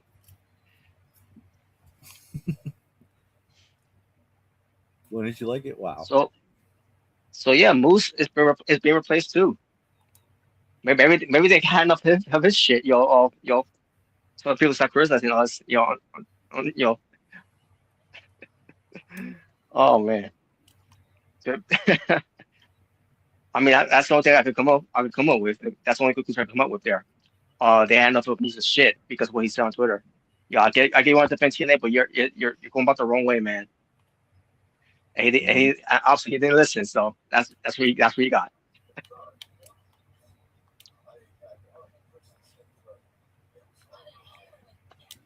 But as far as JDC, there's nothing about JDC when it comes to getting revenge because he's done. He's retired. It's not gonna be a match. That's what happened with JDC. He's gone. Yeah.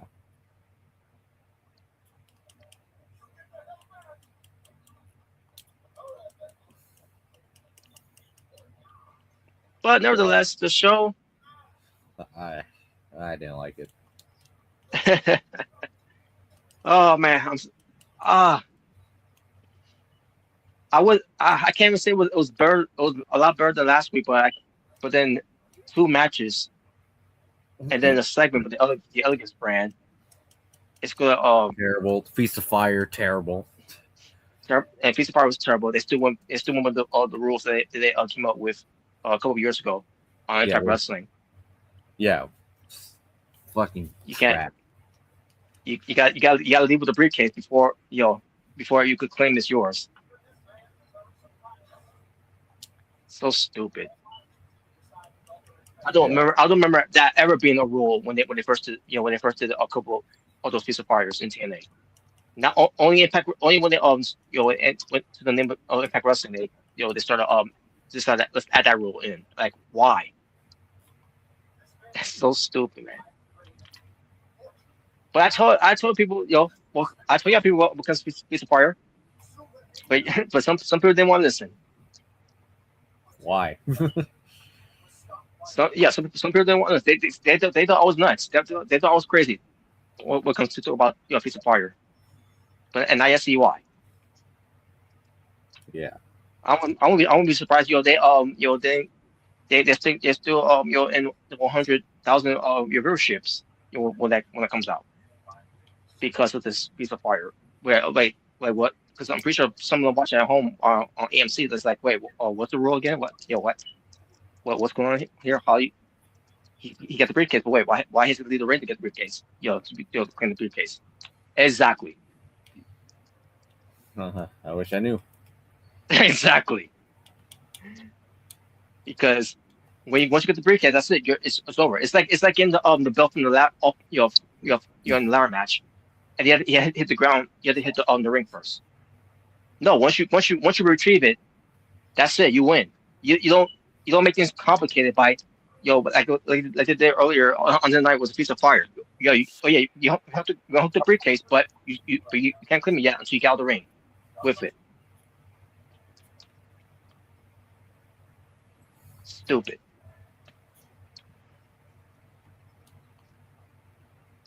So, again, what comes to the one who got the Free Fire briefcase, you got Trim Miguel, more on him a little bit later, Steve Macklin, Eric Young, and Eddie Edwards of the system, which now they're heels now, and I can see why, because because they're going, the Hard Times Tag champions, that's gonna be a heel program now, the system to eventually catch in the Feast of Fire. Aren't you happy? Yeah, because actually, I enjoy the tag team matches. The hardest person to the system. Basically, that's going to involve Eddie Edwards and Brian Myers. Yeah, they had banger matches, in the past. So, I won't mind saying it again. But obviously, that's what they're going to get. They're going to get the tag titles. Eddie Edwards got the briefcase. That has the tag title shot. Eric Young is probably got the fire briefcase. I think he's picking. I didn't read any reports of it. Comes to it. Just based on all the winners here, Eric Young is probably leaving TNA. So he's got the fire briefcase. Jim McGill, with him coming back, he's going to the Exhibition Championship. He's going to make the Exhibition Championship great again. And no, not to pull Donald Trump here, because I'll make it great again. But wow. But Jim McGill, unfortunately, I can't use any materials because of Jim McGill, because of him being AW, because it's going to be against Ricochet. So much for that. Thanks a lot, Tom. Time War Management. Mm-hmm. Yeah, I'll tell you, they hired the wrong people. Being on the management of that network. When they came in and bring in Trey Miguel for whatever little thing he said about homosexuality. Yeah. From a few years ago. But I mean, sorry that we're into pussy there. Time Warner. Yeah. Sorry that I'm a guy that's into pussy and boobies. Yeah. But they're okay. Promoting movies that when it comes to the Justice League and the Flash. When it comes to this actor, where was Ezra Miller. Ezra Miller, because he's done way more. Has like dirty legal troubles in his laundries. More so than what Trey McGill said on Facebook. Yeah. But it's okay because Eli Miller, he did some apologizing tour what he did. Yeah, Ezra Miller, by the way. Fucking hypocrites. Yep. And then you got Steve Macklin, he's gonna get a world title shot. So Seems to be That's pretty happy. interesting though. That's pretty interesting because whoever's going to be the world champion, which I still hope is Mike Santana. But then again, you got Nick Nemeth, still working with that Corey Sharp trophy that they still got. Now you're lying. It Wow. reminds me, it reminds me of when he was Money in the Bank winner. When, where he's got the briefcase and he's got cash in. Like really TNA, Yeah. Really TNA. You're copying and pasting what WWE did with him when he had the briefcase. Yeah. Well, I'm sorry, it don't work for me, brother. Wow. But besides that, yeah, they will reveal the briefcase next week, of it to see who's got who, to see who's got what. I meant to say, but I do think Eric Young's son, he's fire. As far as where he goes from here, I don't know. Maybe back to WWE, to be backstage to do backstage roles, because that's what he originally wanted to do when he came back for a second time. But then Vince came back. Eric Young's like, "Yep, he's out. I'm out. I don't want anything to do with this guy." And I don't blame him. Well, I say he doesn't like Vince, so Yeah, because obviously Vince man, latched him, into his face with Eric Young, pictures of him, some ideas, and and also to want to do a lot more, and Vince is like, I appreciate you, you want you demand what you want, blah blah blah, whatever, right? And then what happened after that? Didn't do anything with Eric Young, and then they ended up being released. Yep. But yeah, we'll find out who gets to who got the fire briefcase and opportunities for title shots for next week. Well, I'm not looking forward to, though, unfortunately, is the fucking congratulations party of the Elegance brand for Acta Elegance, because she's back. She's back now.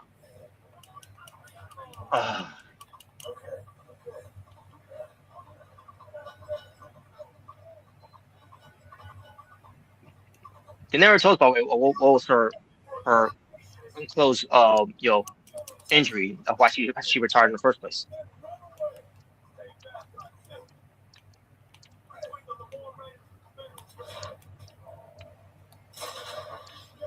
And on top of that, after everyone with the whole system, they're a reboot,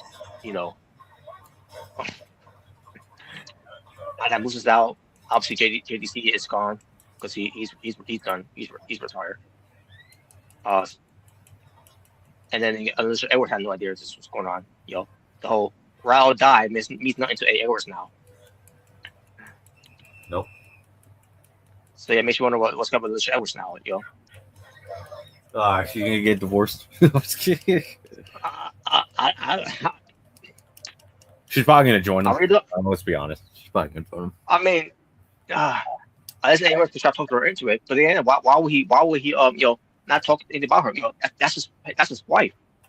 Don't you think it should clear her in on things? Is that basically what they did with the Honor No More stuff? Is that basically the same thing?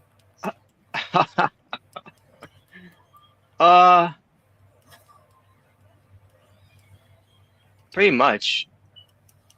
Yeah, yeah, you're right. I forgot about that too. By the way, Edwards did not know that he was going to be part of that. So yeah, it is kind of the same thing. Yeah. Yeah. But yes, the show itself, 4 out of 10. I thought about it, 4 out of 10. 3 out of 10.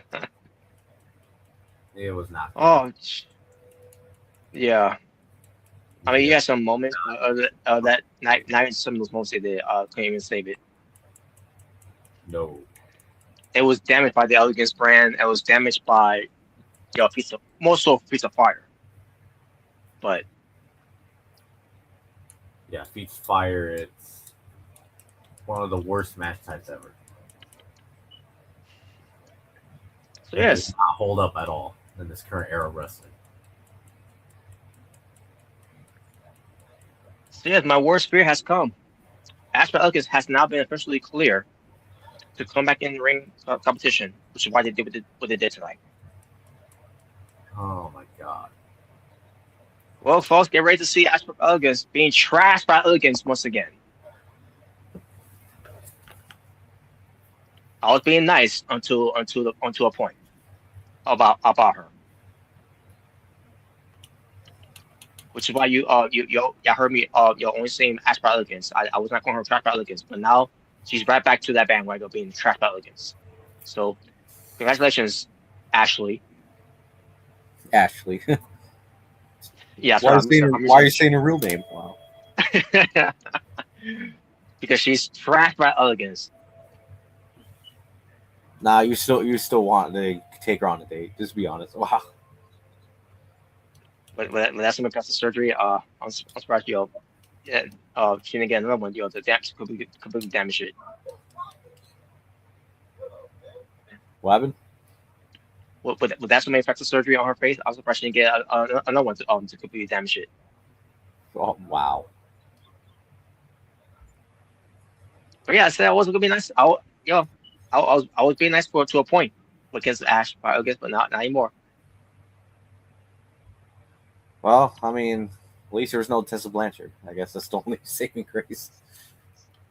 Yeah, I'm surprised about that. Despite how people feel about her and everything, but I'm surprised she hasn't been featured that much on the AMC, which is fine by me. Even Alicia who gets a forks with her crackle face of hers. But yeah, I almost going on that either, but hey, better than her being TNA than AW, because if she would have got the AW, they would have found something that resurfaced about Tessa Blanchard, about her racist comments and everything, and yeah, so not that matters anyways, but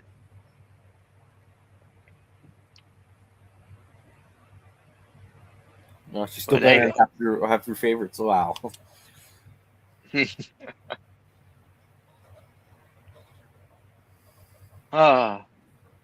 Hey, on my TV, I was good there, but Stain Happy still got the Elegance brand. The Elegance brand is fucking terrible.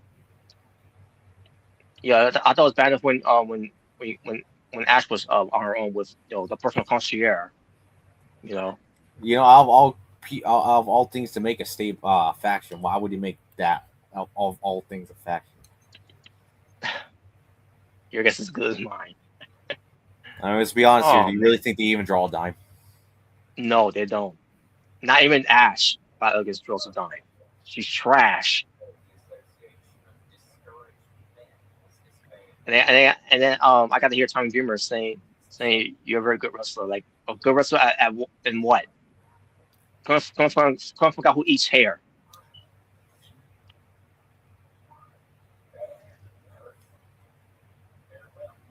Yeah.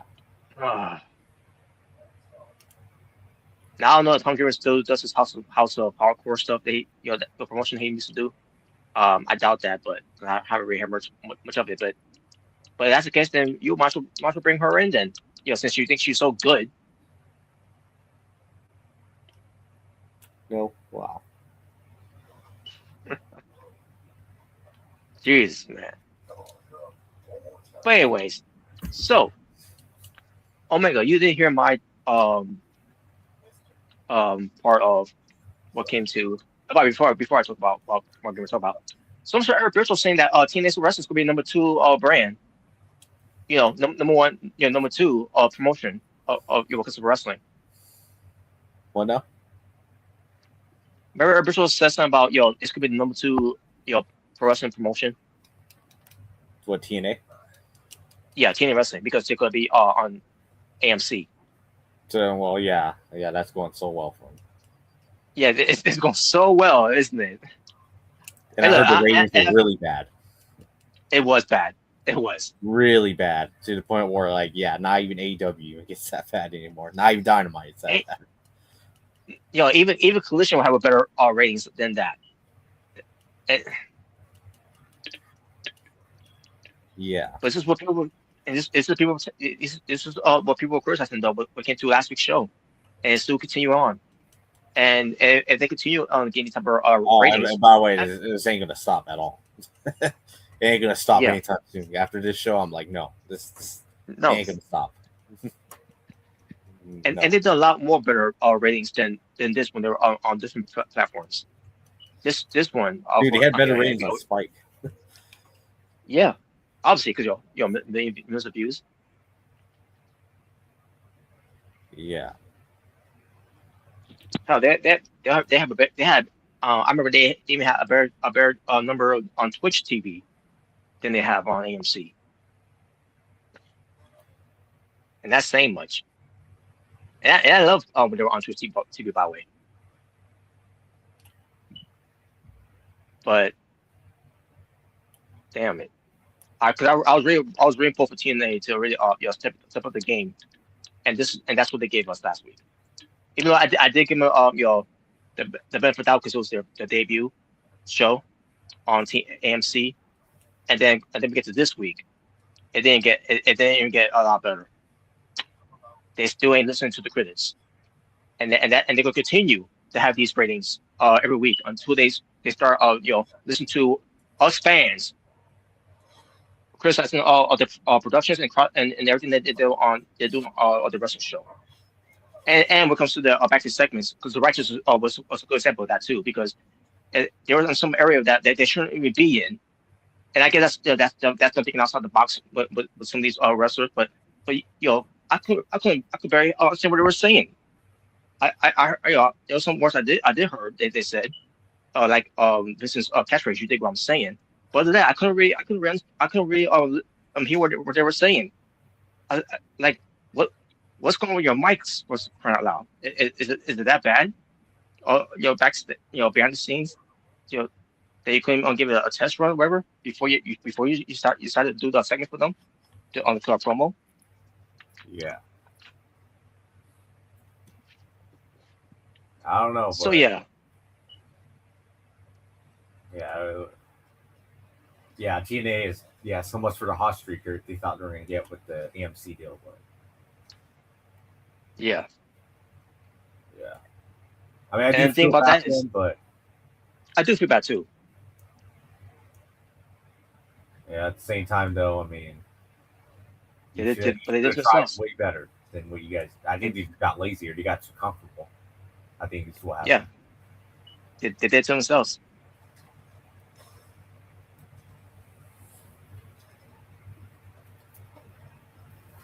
And the thing about this was from last week when Moose was did that tweet. He didn't just do one tweet, he did two tweets, by the way. This was the first tweet. I've learned that Twitter, X, whichever is it, but I say Twitter. Fuck X. And fuck Elon Musk. Yeah. But I learned that Twitter shows you people's real life misery by things they tweet. Obviously, he's not telling us because we didn't tweet anything about it. But still, if you're always negative, you're probably very miserable. If you're positive, then you're probably in a great place in life. That was one of the tweets he tweeted. And it's all because people were criticizing how bad the show was. Because they get details of why it was bad. Constructive criticism. Yeah. And then the other tweet that Moose did was, guys, there is a huge difference between criticism and opinion, which we already knew about the tweet he did as well. Everybody has an opinion and are free to share it. Everyone are not qualified to criticize a pro. Sure. And that's the type of attitude is why people are going to continue to drive away from watching TNA wrestling because of tweets like that. If they take the criticism to the chin and do better, they're all saying to us, y'all know better because you never been in the ring, you never done production, you never done any of these things. Until you don't do these things, then you can criticize us. Then let's shut the fuck up. Basically. And the thing about that was Moose didn't even wrestle last week. So it was a bad look for him that he didn't even wrestle last week. Oh, He was on the show. Was he even on the show? I mean, he was on the show, but he didn't say anything because he was out there, because it had nothing to do with him. It was more so JDC and Eddie Edwards. Yeah, because they had the match. Yeah, he didn't even say anything. And then he started blabbering on Twitter about it, about people not liking the show.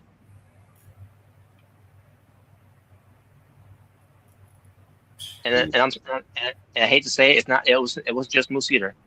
Marshall Day even said something. It wasn't to the point of Moose tweet. It was more so of the fame Moose in a way. When it comes to it, and you got some of these people sipping at her. Yeah, I agree. But not everyone agree, by the way. So there was something that disagree with her, in a respectful way. Yeah. I'm surprised she was on the show tonight. And she wasn't even on the show, and his thing with her, she was on the show last week, and guess what? She was part of that segment where Nick, Ryan was out there, one of the worst segments out there, next to the Elegance brand. While they were on the section with these D-level celebrities, in this show called what? Dark Wind Weber for AMC, with the YouTube reactors with empty seats behind them. Come on, Robert. You wish you were there with the YouTube reactors? Wow. I'll let me one of them because that's one of them I do recognize. Oh, wait, who's the one you do recognize? It's this woman. It's this chick. I don't know what her nationality is, but if I can guess, she's native in the way. But I don't know what native she's what? Could she be? But she looks native. Based on her. I know who you're talking about. Yeah, I've seen her before. Yeah. So, yeah, she does. And I recognize one of them because one of them was the one who said, "Oh, if you don't like Mercedes Moné, you're apparently a racist, you're a misogynist." Yep. Oh, yep. Really? One of them was there. That's the one of them that was there. Yeah, that's the one. That's the guy who said that. Yeah, I know. Well, I think I remember who it was though. Yeah, but it was a little skinny, fucking little nerdy dude that was there. Oh, really? Oh, of all people, a skinny, nerdy dude? Yeah, and he was trying to say, "Oh, if you don't, people who don't like Mercedes Moné are racist and misogynist and they hate women, all this other stuff." Well, Wrestling Taku, I guess you're in that category. But then again, not really, because Taku is a fan of Mercedes Moné. So. Well, I mean, I think he said he's a fan of Mercedes Moné. He just doesn't like what they're doing for, which I'm the same boat. I think it's ridiculous what they're doing it for. Yeah, so. which we always say, by the way. Which I'm glad even he, I know he loves to troll, but even he was just like, nah, even I can't even defend this anymore. How ridiculous it's getting. Because it really is. Her segments really is one of the worst things on the show. Just to be honest. Yeah. I mean, I think no, we don't hate Mercedes Moné. We just don't like what they're doing for AEW. And we don't like her character. We don't like even her matches at times. Like, no. Mm-hmm. It's not because we're misogynists and we're racist. Fucking idiot. What an idiot. It has nothing to do with that. And trust me, she ain't ever gonna fuck your nerdy little scrawny ass. So. No. She's getting up in that with Frank the Attorney. So. Yeah, I'm gonna say her and Beast Mortals are a couple, aren't they? Yeah. Yeah. But anyways, so Marshall Day was part of the show last week, but she didn't really say much either. And I thought she was gonna do something in the segment, but she didn't do anything in the segment either. But she had a match on Genesis and lost. So. But either way, now other than those two, Moose and Marshall Day, which again, Marshall Day, it was harmless what she said, but it was not like how Moose did there. It was ridiculous what Moose said there, obviously. Yeah. I still think Moose was worse. Yeah. But yeah, there you go. Now I want to talk about that be probably moving off on that one. Now I can talk about um some things that I mentioned with OJ Bird what came to Unreal. Be- So before I do, what was your take on what you're watching Unreal? Season 2, Watching what? Unreal season 2. For WWE. I was honestly kind of bored. You see, that's I felt the same way too. And From Triple season H 1. stroking his ego as well. Yes, he was. Yes, he was. I'm the It wasn't. I mean, it wasn't as that much like from season 1, because season 1 was boring too, obviously. But man, Triple H really did stroke his ego on that season. And boy, oh boy, Seth Rollins loves to stroke his own ego too. I mean, he did, but he didn't annoy me, surprisingly. So, other than what'd you take on his? Apparently, one of his old renames was God. Yeah, I never heard that before. And I thought to myself, wow, what egotistical person to ever call himself God in wrestling? Like who it's not what Ric Flair when he says that he's God when when he started doing that in TNA. Because he at the end of the day he was still native boy Ric Flair, who just say that he's God because he survived get struck by lightning twice, and survived a plane crash that where he'll never wrestle again, but he has to wrestle either way for many years later. I should go make an assumption with that with Ric Flair, of why he's God, and still to this day he's still living. After all of life threatening that he dealt with, especially with him almost dying in the ring, of his last match. Yeah, it's funny because I saw people beat me saying that I didn't know Seth Rollins was Shawn Michaels' tag team partner on Backlash. I'm like, wow. Yeah, you remember that whole stupid storyline where Vince was like, Shawn, you're gonna be God. Yeah. Good for me. You know what? I can't wait to say word music though. Because again, if that was his name during that time, like it would have been something. It would have been something. Oh wait, this is God. Well, better than South Park's God. If you remember, that was funny though.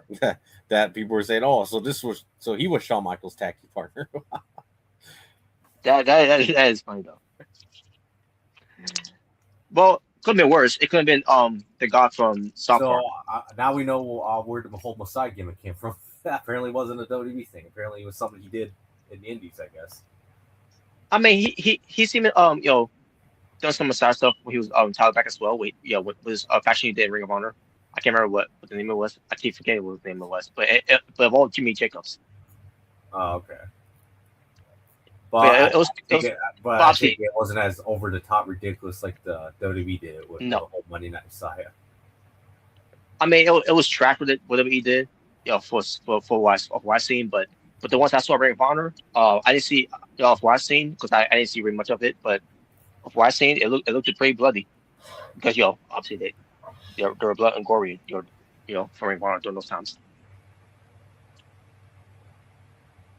Yeah. But either way, that is funny though. That people were thinking of that. Hey, it could have been worse. Some God could have been God from South Park. So. Oh God. If you remember how that God looks like in South Park. Yeah, I remember. But anyways, so season 2, to me, I thought it was boring too. It was just kind of for what season 1. It was just boring. But there were some things that were talked about here. For example, Becky Lynch. Hey, Robert. Where yes, which Becky Lynch's contract is her last contract with WWE, the one that she resigned a year ago. Yeah. Yeah, because obviously, she refused to be her last contract because she because of her daughter. Her daughter is will be crying every time she has to go to work. Comes to wrestling or whatever that she'll do for NWE, and she's gonna be missing her mother too much that she will tear up. But that's at the big event, like it's gonna be time for her to call the quits. She's on retirement. Once, Damn. pretty much. Now it didn't really specify when her deal is gonna be up. We'll probably find out. We'll find out later. But yeah, her contract that she resigned a year ago going to WrestleMania, it's gonna be her last. It's kind of like Clay Rose. Clay Rose, his last contract is his last. Yeah. Oh, come on. Never drew a dime. Bye bye. See ya. Oh, come on. But nevertheless, I mean, obviously for Clay Rose is because he's getting banged up, which is why he's going to be calling the quits too as well. At least they're willing to retire, unlike Kota Ibushi. Oh yeah. I'm sorry. That's one guy in my opinion that's like, yeah, he needs to retire. Like, you're done. I think he needs to call quits too. But yeah, so we'll see how Becky Lynch, because if she's gonna go, and retire, with her DOP up, with WWE, whenever it happens, she needs to end it with her being a babyface. So hopefully that happens. It's kind of crazy because CM Punk recently said that his current WWE deal is going to be his last one too. That's right, because in 2028 he's done. So yeah, Robert, you think this is definitely going to be? They're going to have to start building new stars now. That's right. Javon Evans, Braun Breaker, Austin Theory. What about Logan Paul? Oh, God. Yeah, him too. Obviously, Oh wow, we not agree with it, but he's there. He's there now, so he's committed to it now. Bronson Reed, obviously. I get Ricky Saints when he finally gets called up. Yeah, Ricky Saints. And obviously, Obafemi is going to be called up pretty soon. Yep. Trick Williams, Carmelo Hayes. And also, we got also get the women's too as well, because they also need to do something with the women's as well to be the next Rhea Ripley, Becky Lynch, star power and all. Yeah. What do you think of AEW? You think their top stars are eventually going to start retiring too? Yeah, they are. Definitely. Kenny Omega's could be done. I don't know when the Young Bucks could be done. I wish it would be done now, but that's just me. Yep. Samoa Joe's retiring at the end of the year. Samoa Joe, he's done. He's going to be done. Okada's probably going to be done eventually. So. Okada, yeah, he probably be done too as well. Well, I mean, they do have a top star there, or someone who should be a top star, Kyle Fletcher. Yeah, they got Kyle Fletcher, Kevin Knight. They got these two new tag teams, that lost on Dynamite. I thought they were impressive. Who? What tag team?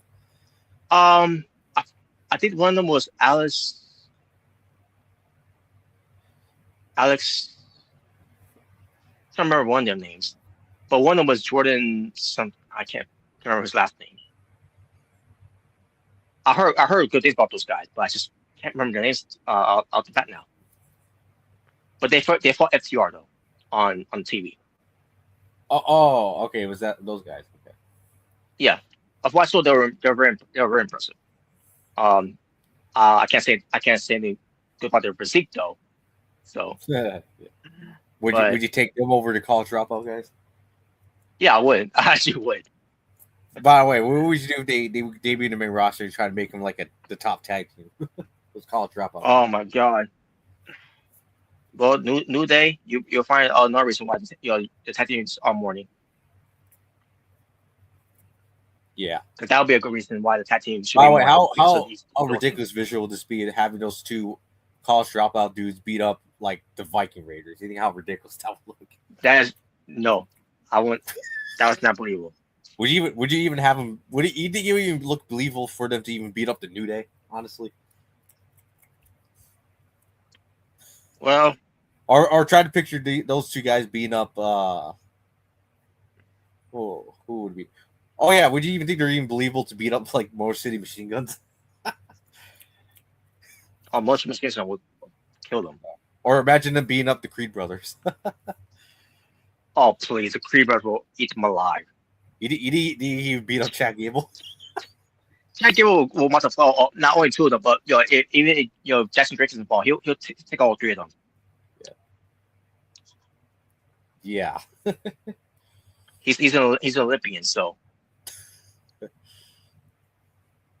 kind of fun. I My did hear God. that where someone says, "Say, imagine if when Vikingo kicked Luka Kaiser, imagine with Chad Gable."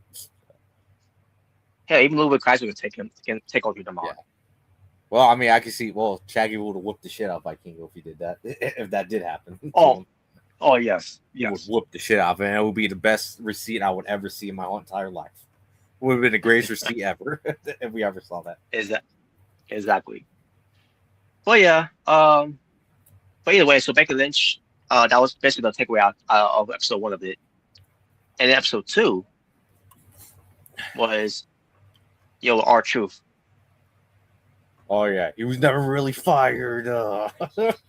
Which I gotta say about because when you said to me about actually no, it was about early night. I'll get to that later by the way.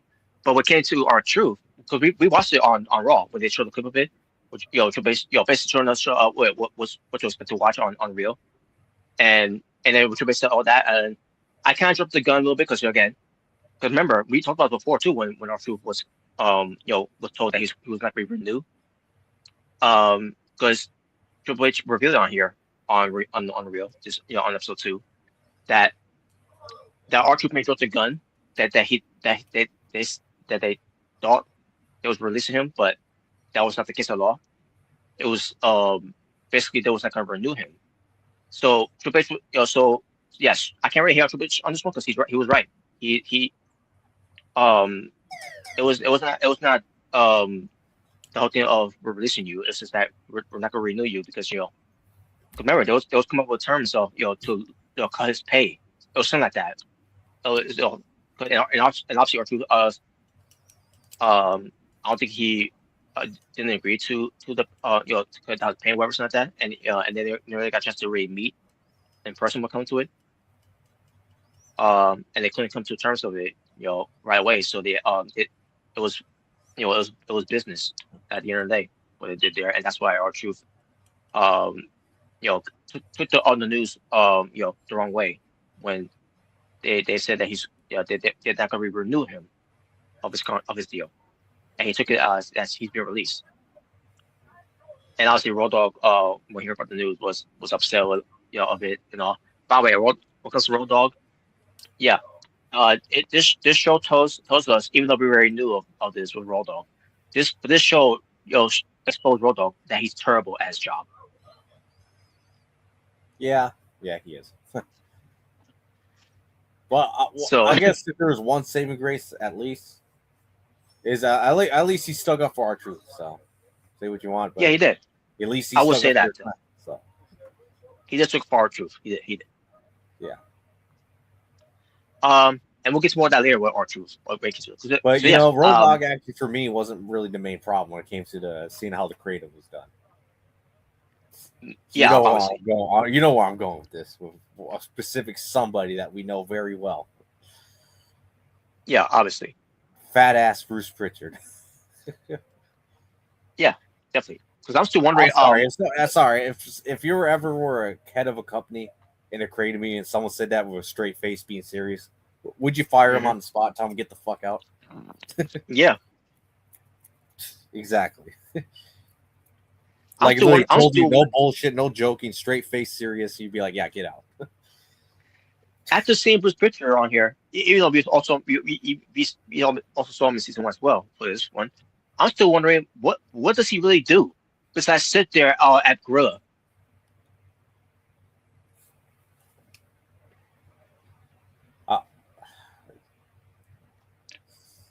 Yeah, I always thought like, is he like an agent or something, like a top like level agent or whatever? But apparently he's not even that. I still wonder all these years, what does he do behind the scenes that's that makes you say, oh yeah, he's doing a great job. I can see why he's in the business for that long. Yeah, I don't I get think it. we could say Tom Pritchard was better. I agree. I don't get it, but with Bruce Pritchard here. But then to talk about Naomi, the time that she walked out with Sasha Banks, Yeah.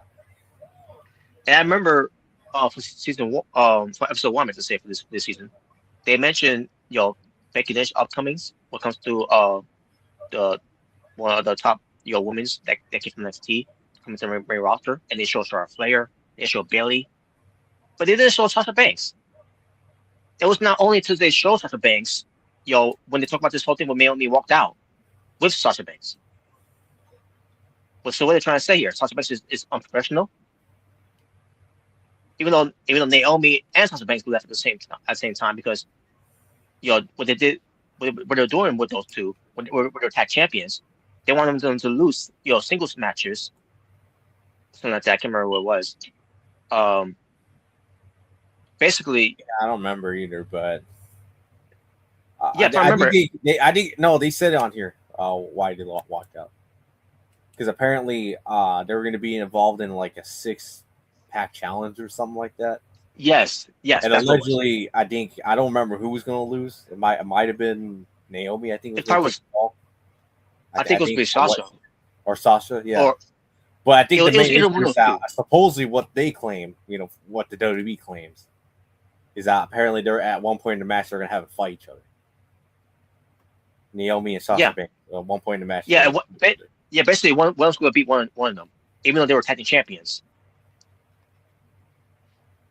Yeah, and then one of them was going to get a separate championship match at the time with Ronda Rousey and whoever else was champion at that time. What the hell? Yeah, that you can see why they walked out. And yet the company doesn't understand why they want to walk out. Even though they tried to talk with them, let's do this, let's do that, and they still stuck their guns because an out of touch senile old man, still want things to go things his way. Yeah. Well. So yeah. Yeah. But I mean, to be fair, I mean, you can't really blame Triple H on that one because I mean, he wasn't even obviously he wasn't even in the main roster creative at that point, so he didn't know what's going on. To be honest with you, so I know he kind of talked about it a little bit, how he felt about it when he first heard about it. So, at the time, when that whole situation went down, but yeah. But then they came back, obviously, and while Michelle McMahon doing her thing in AEW, which some of it, if you look back at it now, some of it probably was because obviously Vince is gone, so that's probably why she came back. Yeah, that's the only reason. But she for her comeback, she turned heel. She ends up going to Money in the Bank and winning it. The same Money in the Bank, by the way, where they kept it hush because of R-Truth. The only person that knew about it was obviously Triple H because when it came to Nick Khan bringing him back was probably that's one thing that's a big takeaway. R-Truth ain't back because of Triple H. R-Truth was back because of Nick Khan. Just want to point that out. Yeah. But the people that knew was Triple H, Bobby Roode, Bruce Pritchard. They let John Cena know about it, and they even let Cody Rhodes know about it because obviously it was going to lead to the finish when it came to it. Bobby Roode may know about it too, if I recall. I think I mentioned it right. He was there in the creative meetings. He's there. Yeah. The people that they didn't let clue in on it was guys like Michael Hayes, Jey Uso, Logan Paul, even Road Dogg. And Road Dogg talks about he why you actually didn't tell me, but he's like, but you know what, I'm glad you didn't tell me because this was the bare moment because he was happy to see R-Truth back. Because obviously these two go way back. He's the first tag team partner R-Truth ever had. So That's right. And unfortunately, it didn't last long because of Robo's issues, obviously. Which he did talk about on him, by the way. Well, I mean, I guess he did eventually go to TNA to team up each other at that time. Yeah, so. Which with the 3 Live crew. Yeah, 3 Live. Yep. And then we see Triple H with R-Truth backstage, at Gorilla. He's like, I'm happy for you. You're back. It was my personal business. Blah blah blah.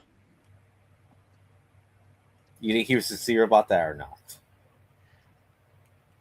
I don't think he was, to be honest with you. He's probably like, I don't really give a shit, but I'm gonna make it look like I do. Because let's get to this next part. Because R-Truth wants to cut his hair. Now he even wanted his hair cut beforehand. Because remember the match with John Cena versus Ron Cena. Yep. And obviously, with R-Truth just like John Cena, the only thing that's missing was him, cutting his hair. And I remember they talked about this in a production meeting, and Triple H, was getting all worked up of it because why he wants to cut his hair, I'm only one year allowed to be bald. Yeah. I'm like, what? Why is this? Why are you making this a big deal for? Like seriously, and he wasn't even there. He wasn't even there in the meeting because it was like some Zoom call they did with him. What the hell? And he was getting all worked up for it. Like why are you getting so worked up over this? Like, so what if you want to cut his hair? What is it? Is that a trademark? Are you becoming convinced now where if someone cuts their hair or cuts their beard without their permission, they're gonna get punished like Rusev did? Oh yeah, Rusev did that. Yeah, he got punished because he cut his hair, right? Yeah. I'm like, what the fuck, man? Like, well, come on, Rob. Triple H's hair was a part of his identity when he still had hair. Yeah, obviously the reason why he did it because you were jealous, Robert. You wish you had hair like Triple H. Oh wow. I could have, but I just want to let it grow so much. Basically, I just want to be the Michael Jackson thriller here. That's basically what I wanted to be at. So. Did you actually go bald at one point? I have, yes. Oh, okay.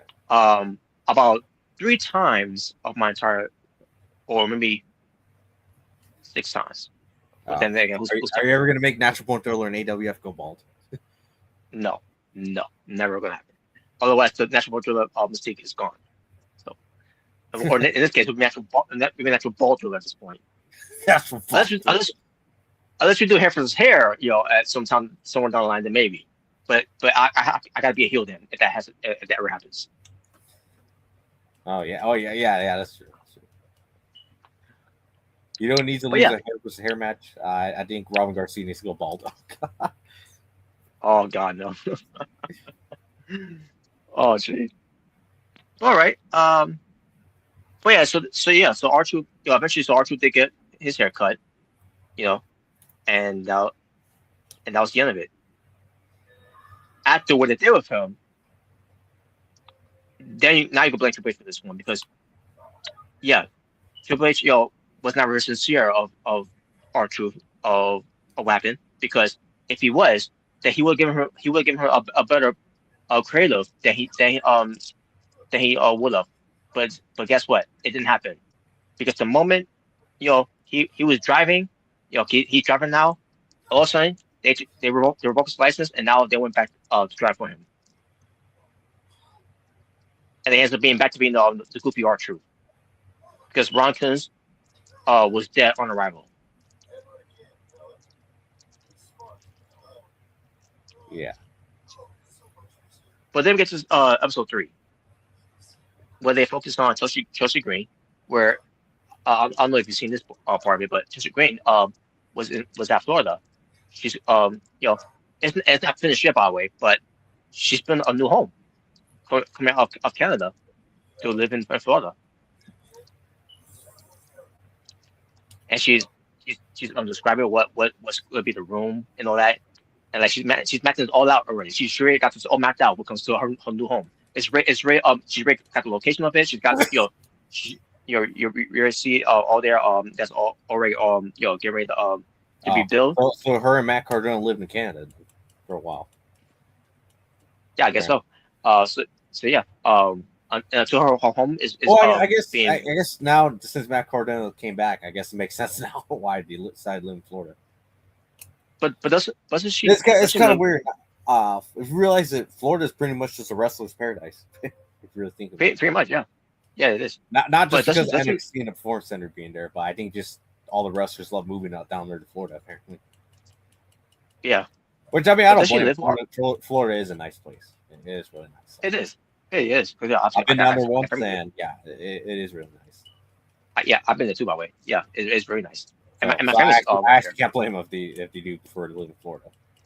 So. Yeah, my family lives there. My uncle lived there for so long. He loved it. Oh wow. But I was like, but doesn't she live with Matt Cardona? 'Cause since they were a couple and now they're married. I was gonna say, I mean, I assumed he just lived in Canada. But then again, yeah, probably maybe. And then, obviously, since now they're both back in WWE, or she's in the WWE again. Same with Yeah, Matt. I guess they're just like, oh, might as well move to Florida. So. Yeah. Because they'll be there at least by the Performance Center. Mm-hmm. And then she talk about having kids and like, okay, let's hold it there. Let's focus on your home first. Building your home first before you have kids. No. So yeah. But they talk about her facing Selena Vega for the United States Championship. The Women's National Championship that she lost to, by the way. And looking back at it, yeah, worst decision I ever did. Putting the belt on Selena Vega. Because it really did nothing for Selena Vega at all. And they wanted to run a match again with these two as main event, where they're thinking about should we put the belt back on Chelsea Green? I'm like, well, that would have been better because again, Selena Vega was not working. One of the worst reigns next to Julia of being the worst United States champion in history. And I can't even blame Julia. But as far as Selena Vega, she's never really, even though she's got character, she's got, the sex appeal and everything and all that. They tried with her, but it wasn't working on her end either, because she's not that good in the ring. By the way, heard that theme song they gave her was trash. And the enemies was trash. Yeah. So then they're having this meeting where if we put the belt on Chelsea Green, well, who we have next for her, like a Jade Cargill, back to Selena Vega, or maybe a Michin or B-Fab. Is that actually what they said? Yes, and they said even the WWE Women's Champion at the time, Tiffany Stratton. What? I'm like, what? Like, why does she want that? Who said that? Who said that? Was it the game? No, who's in listening? But I can't remember who brought it up. It was some guy named Ed something. I can't remember. He's one of those writers. And he got some No, it wasn't him. No. Obviously, we do for what? What would you say? They should fire him.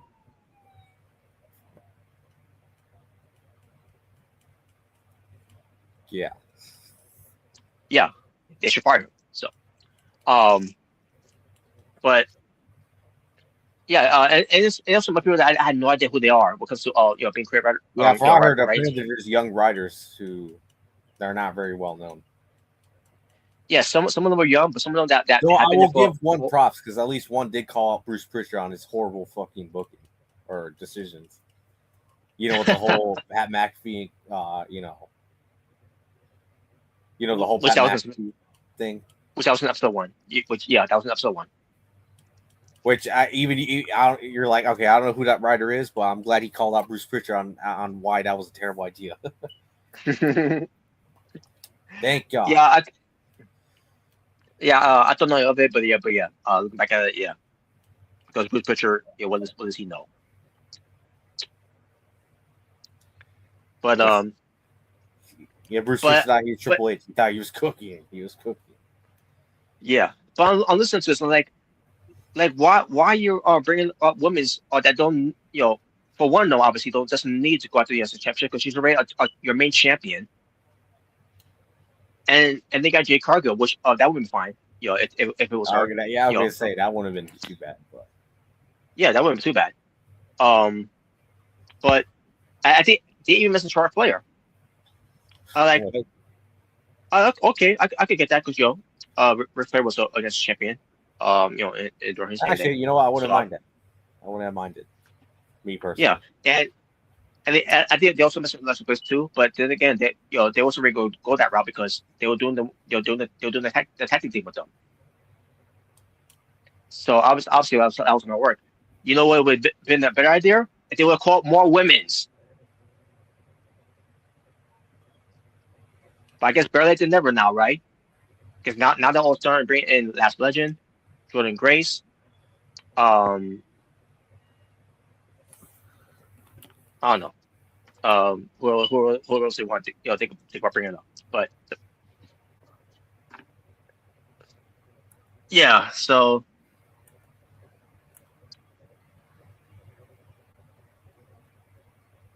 something else happened. Oh yeah, Money in the Bank. We gotta get back to this one because Chris Park, Abyss. Yeah, he was the agent for the match, apparently. Yes, sir. He was basically describing and saying here's what we're gonna do what is Money in the Bank ladder match. He was producing it and all, and like he's having some fun, by the way. You could tell he's having some fun. He's thinking some things they could do, all that, and it's gonna be great. And what we remember seeing the match, it was a good match. It was very very damn good. But we get to happen what happened, at the end. And you're probably gonna be surprised when I say this when it comes to what happened here. So they're wondering what happened. At Seth Rollins climbing the ladder, right? Because he's going obviously he's not our choice to win, but this is why they wanted him to win because they want him to be world champion. Because I even said this to Jaybird that I think if Seth Rollins would have been healthy, I do think the original plan would have been Seth Rollins going to WrestleMania while Sami Zayn goes into the Rumble, which is going to be in Saudi, to win it. And then the story will be built there where Sami Zayn finally gets a win over on Seth Rollins. Not only get a win over him, but also get a win of being world champion. Oh, so you wow. I firmly believe that would have been the right outcome going into WrestleMania. Even though did you really want Seth Rollins to be world champion until WrestleMania? No, but if it means Seth Rollins putting over Sami Zayn after all this time, and finally giving him that moment at WrestleMania, I would be okay with it, despite how boring Seth Rollins has been. Why you don't want to burn? Not in the ring. Not in the ring. Let me clarify that. Not in the ring though, but when it comes to what he was doing on the mic and everything else, besides in the ring, yeah, it was pretty boring. No, you know who's boring? You. Wow. Oh yeah. But so Chris Park is producing this ladder match where Seth was climbing the ladder, but LA Knight is not there. He's like, "Oh, this guy's late," and Triple H. You even see Triple H there getting upset with it. Where is he? Like, you better get there. Late. I'm gonna give him the pedigree. So yeah, LA Knight was late. He would. So the idea of because he know this, this is what they talked about, beforehand, they rehearsed this, they talked about this. And Knight was supposed to climb the ladder to meet with Seth Rollins, where it could have been put over both guys. Besides and Knight because he wasn't going to win, but at the same time it still elevate him in a way, but later on. But they were supposed to meet you on the ladder, fight on the ladder. Seth Rollins goes down. The Knight tries to get the briefcase.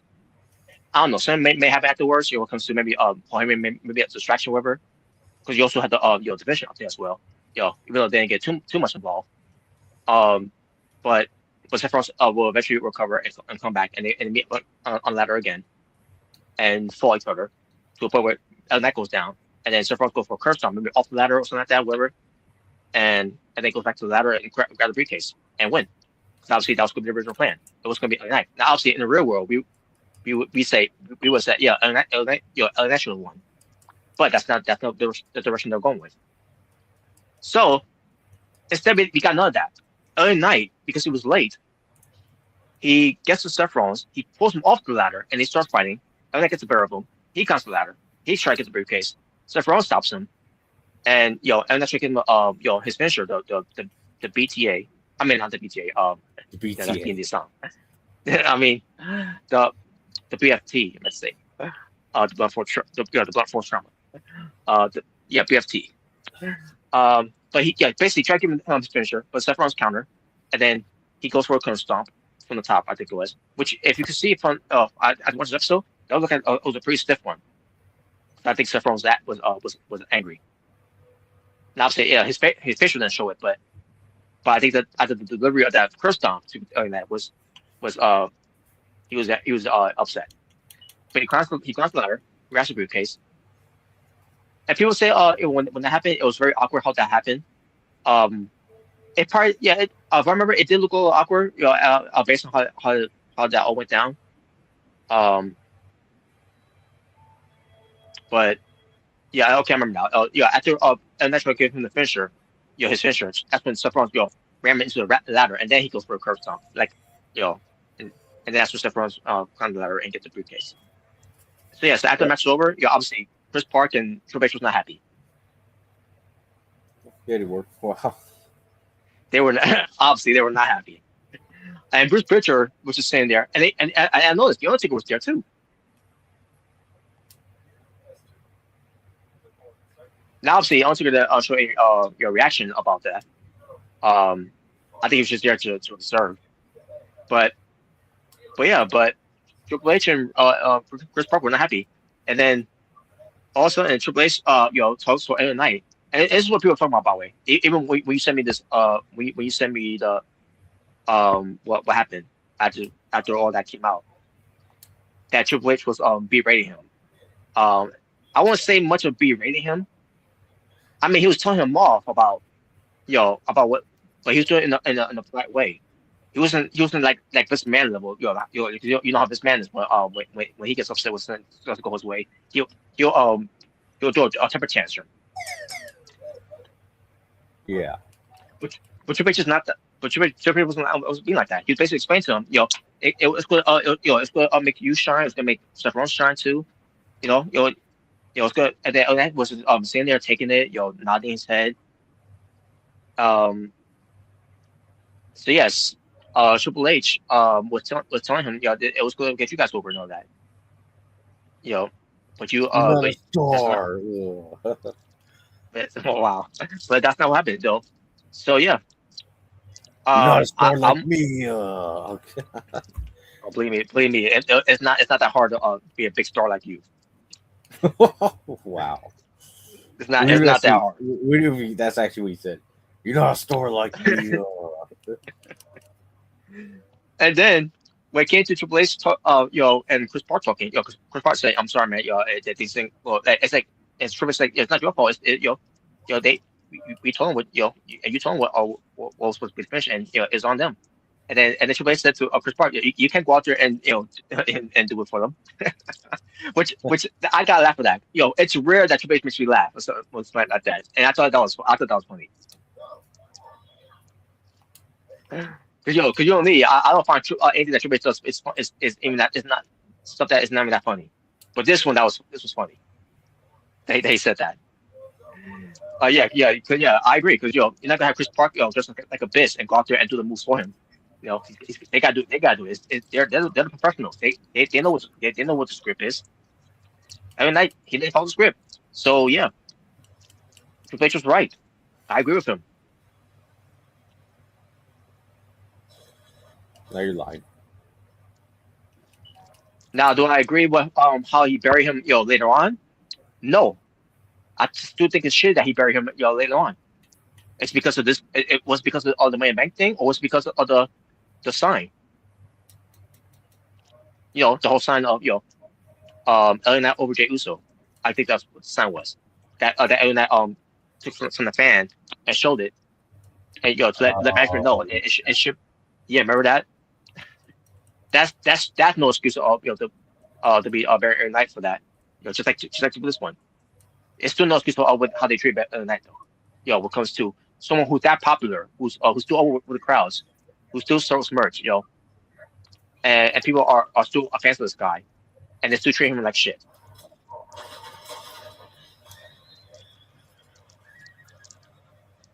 So, and that was episode 3. Episode 4, they talk about the rules of the century.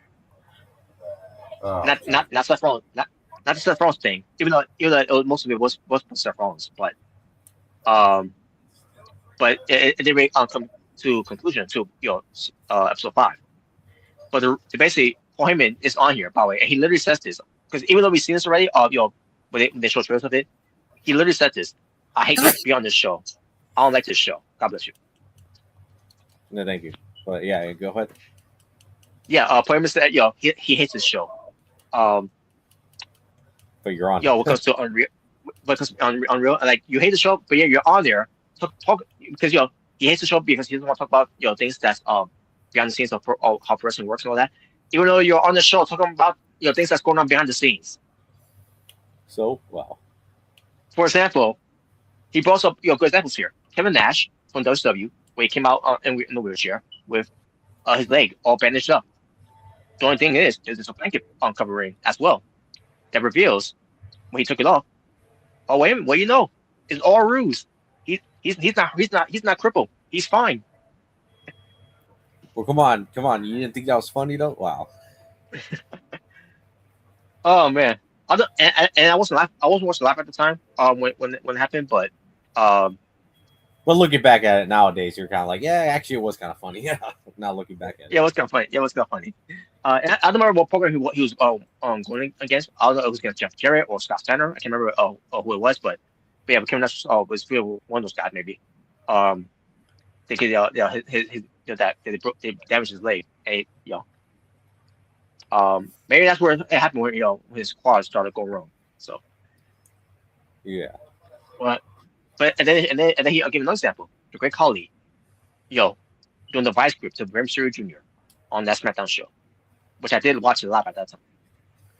And that's when the Jaber said, yeah, that's when the Jaber said that traumatized him.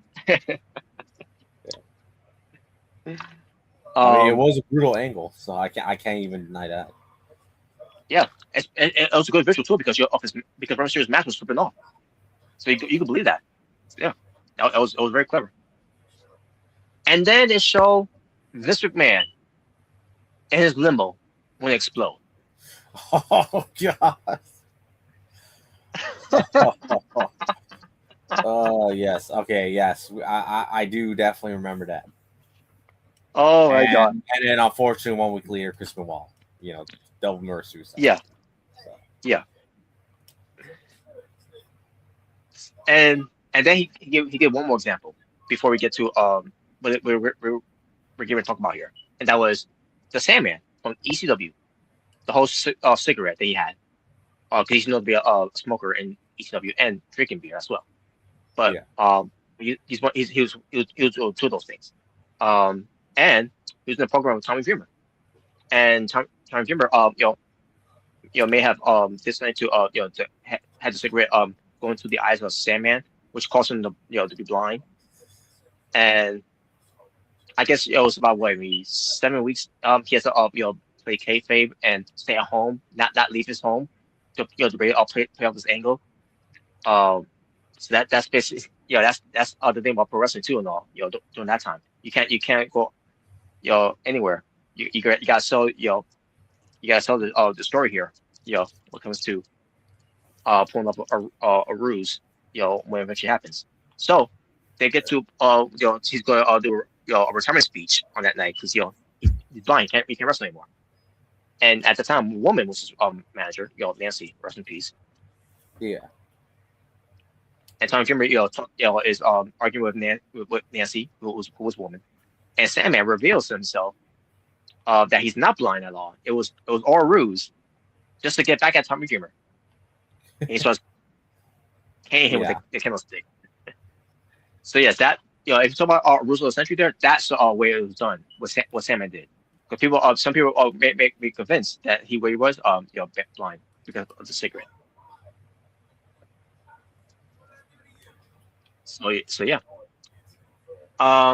So Jerry Rowe was on here. Talk about he wants to get in the ring, which obviously it did lead to him going in the ring at SummerSlam. And he's being trained with guys like Stacks, Tank Ledger. I can't remember if there was anyone else that's from the PC. But you also had your favorite on here, Matt Bloom.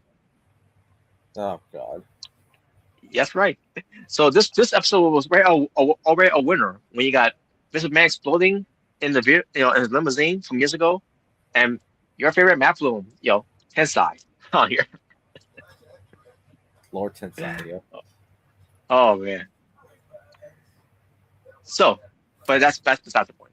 So we get to the part with Seth Rollins, the rules of the century. He's got pulled off here with his knee being buckled. The only person that knew about it was Triple H, Bruce, Bobby, Ed, LA Knight, who knew was going to be the finish, but doesn't know why that's going to be the finish. So basically, he doesn't know about it. And from what I heard, Seth Rollins was not happy about not knowing the finish. Oh yeah. About her, yeah. And Paul Heyman knew about it, obviously, because it's all part of the story. At the time, he was the manager for Seth Rollins. Yeah. And Triple H trusts one person to trust, to not say anything about this. Cody Rhodes. Oh God. Because he's obviously the face of the company and all that, So he trusted Cody Rhodes to not say anything as well, because he wanted him to know what was going on. Now he didn't let him know on that day, obviously. He let him know about it like someone later on. I think afterwards. And Jessica Carr, she didn't even know about this. Really? Which Jessica Carr, the referee who refereed the match, she didn't know about this. They want make sure that no one thought no one that should know about this. And the referee played her part right. She played her part right. Into it because she didn't know.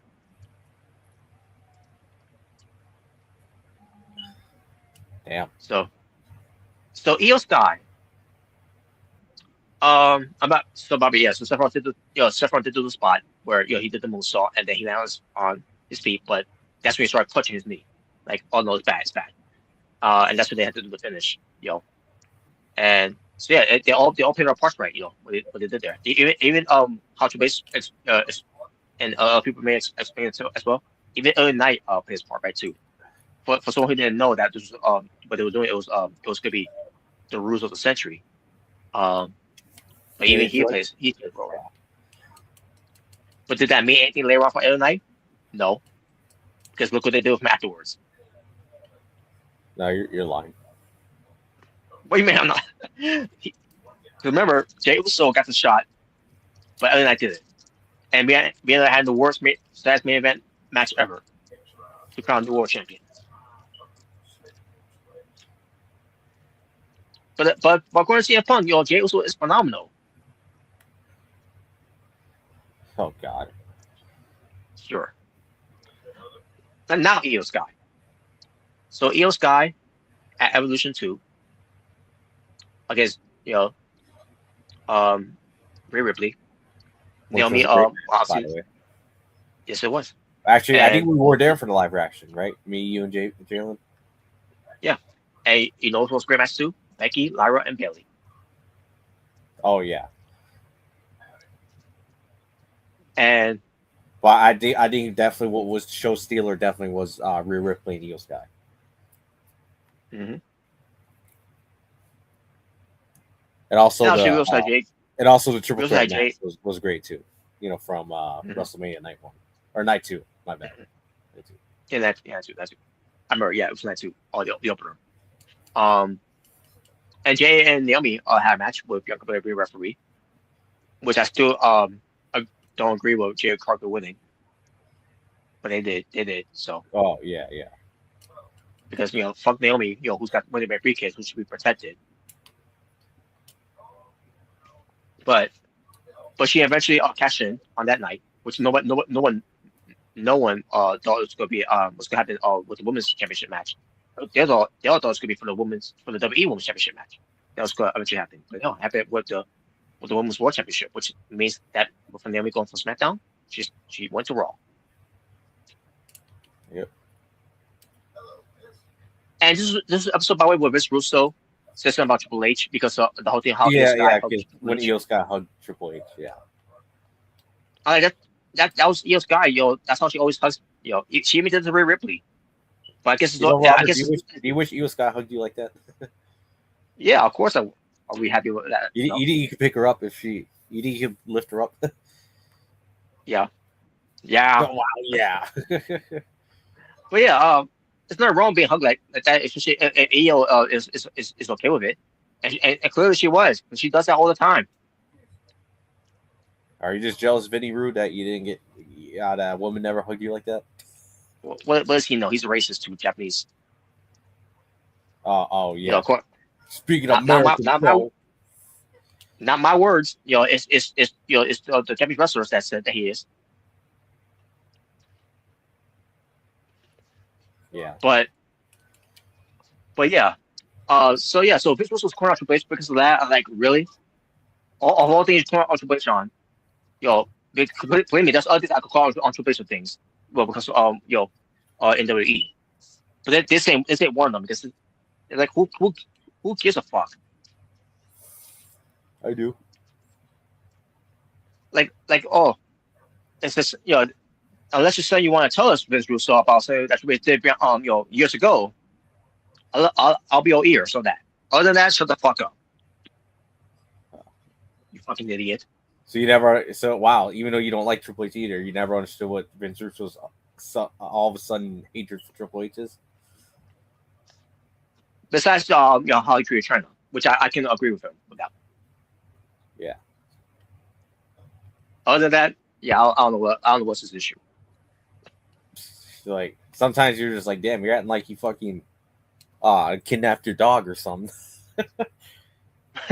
Yeah, like you kidnapped your dog, he pissed on your porch, ate all your food in your fridge. Like, Jesus Christ, dude. Like, what is your issue? Bro. Yeah, bro. And then the final episode of season 2 of Unreal. And all I can say is that, I was watching, I devote the entirety of watching the show on that Tuesday night. And all I can say is when we finally got to season 5, when we finally got to episode 5, which probably, God forbid, we get season 5. But when we finally got to the final episode, I was like, thank God. My God, it's boring. Like the New Day, thank God. Yes. It was so fucking, it was fucking a chore to get through this. So, yeah. the SummerSlam. J-Ro campaign of losing the match. He did a tremendous job on here. Saying that Travis Scott, didn't want to do. Do what now?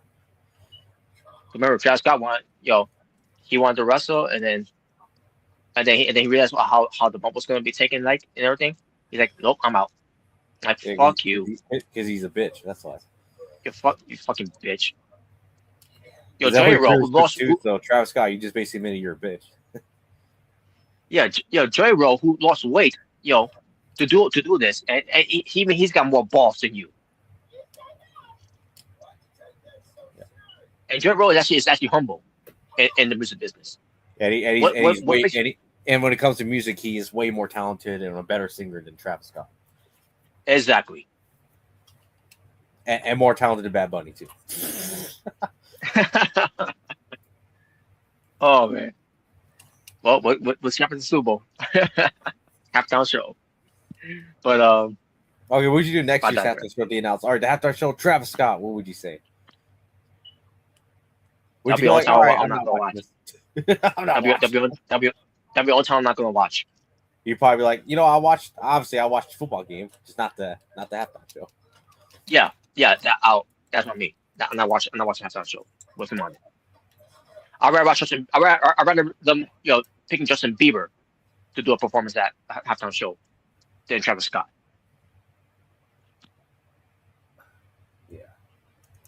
But anyways, but props to J Will, man, for for doing this, and he wants to do. I think they're saying something about he wants to do more of this.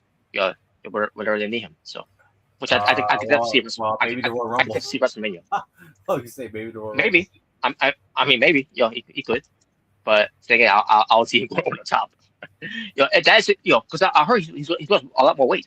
By the way, he look. Of what I saw, he looks like he looks pretty good. But then again, it's always been now. a fan because, when it comes to the music, always been a fan. Yeah, exactly. Now, obviously, it defeats the purpose of him being Joy Roll now because but I don't know what we should call him nowadays. Because it can't be Joy Roll now. But anyways, but we'll see. It's either Royal Rumble or maybe WrestleMania. We'll probably see him again. So, Gunther, CM Punk, they were clued in on what's going to happen with Seth Rollins getting involved. So by the way, I heard clear on Punk that. didn't want to take part in season 2. So I agree because I don't think you heard that too. That he explained why he didn't want to be. He wasn't a part of season 2. I can have my reasons of it, based on how that season 1 ended up being. Well, come on, Robert. You didn't feel happy for him when he cried when he got a chance to debut WrestleMania, main event WrestleMania. That's also probably another reason why, because he wants to show his emotions, maybe. Because it's whatever. Or maybe he didn't want to show it because it would expose how much him and Seth Rollins had to work together doing the whole. Or that too. Probably that too. He wants that to be like Sean and Brett from 97. Yeah, we hate each other. We can't stand each other. Okay, sure. Yeah. I ain't saying you guys are friends, but at the same time, I highly doubt you guys are just gonna start arguing if you guys are in the same room. I highly doubt that. Yeah, obviously, they're not stationing Christmas cards or birthday cards. They're not gonna invite each other to Thanksgiving dinner, with families. But they could work they could manage to work with one another and to make money and in the business for Young Bucks. Yeah, try to get money. Yeah, but they were clued into the whole thing, what's happening with Seth Rollins being involved here, and he did. He pulled off the ruse of the century for those that believe it. That he was ready for. Do you think it's the greatest ruse ever or no? No. Because I didn't buy it, but hey, they still pulled off well. Because Seth Rollins had been in the crutch this entire time, and he hate being in this crutch even though he wasn't hurt. And also in that the leg brace, whatever that was supposed to be. Yeah. Other telling his daughter about fake boo boo, and then his daughter told the teacher about fake boo boo. Oh man, I thought that was funny. Again, those parts of when Seth Rollins was on here. That Robert, you're saying Seth Rollins ain't a good dad? Wow. No, obviously he's a good dad. I want to point out too. Also, I thought the honeymoon in Hawaii was pretty good. But yeah, I cannot say anything bad about Seth Rollins. He didn't annoy me on here. So yes, they did pull up the rules of the century, and obviously, we all know what happened afterwards. With Seth Rollins, now he's on the sidelines. Who knows when he'll be back? Maybe a Rumble if he is good enough to come into WrestleMania. To Rumble leads to WrestleMania. Who knows? We'll see. But Becky and Lyra had their match. And the one takeaway of it is that this match could have made Lyra Valkyria if the camera didn't catch her with her zip tie botch. And then when she got released from it, and then she put her back into it. She got back into the zip tie, I meant to say, while the camera's looking at her with that, and you can see why. Some people that probably watch this it's like, yeah, this girl don't have it. They're basically, saying, why is she not on TV? When she just sits in there, when she got out there and she looks stupid by putting the top back on. That's basically, what she's thinking too, by the way, with people watching this. And when she did, put it back on her, it was too tie. And then, because at first it wasn't really on, fully, where she can't get out of it. But when she put it back on her, when it comes to, try to tie it up, this time she couldn't really get out of it. So they had to, work through shit because of the whole zip tie thing. How about this? How about having no zip ties involved? Because zip ties were never a good idea to begin with. I mean, look how with John Alexander, when he was in TNA, when he tried to put zip ties onto Mike Santana, and he took so long to put the zip ties on Mike Santana, and then didn't matter because Mike Santana isn't getting out of it either way. So how about we don't do zip ties? So that's all I guess from there.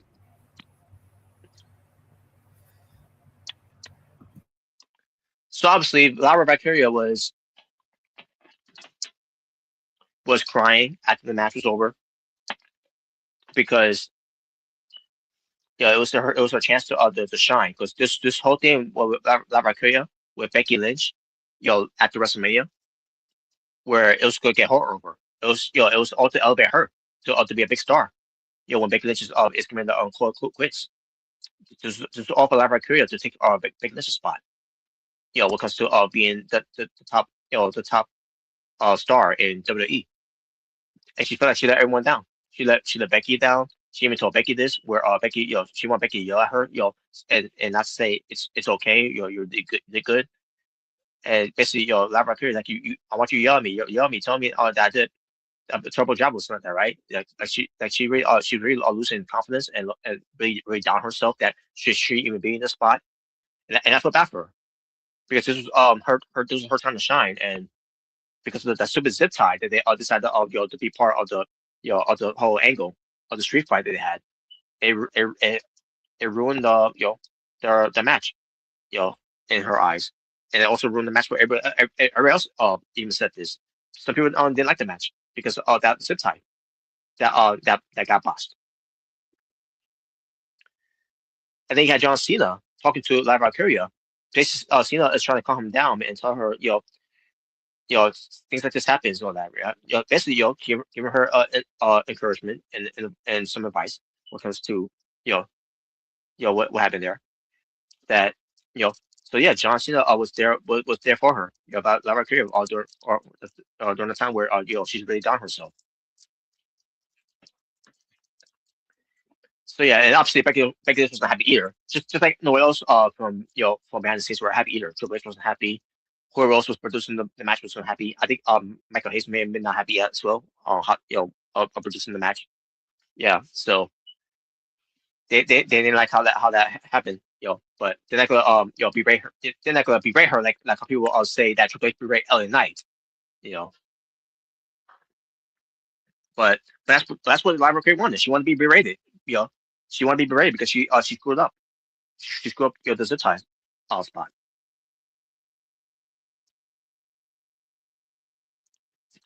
And then we got Cena versus Cody 2 happening because Cena wanted to repay Cody Rhodes for that horrific WrestleMania match they had. That involved Travis Scott. Fiend garbage, and the match was garbage too. So this was Cena's way to repay Cody Rhodes, and they did.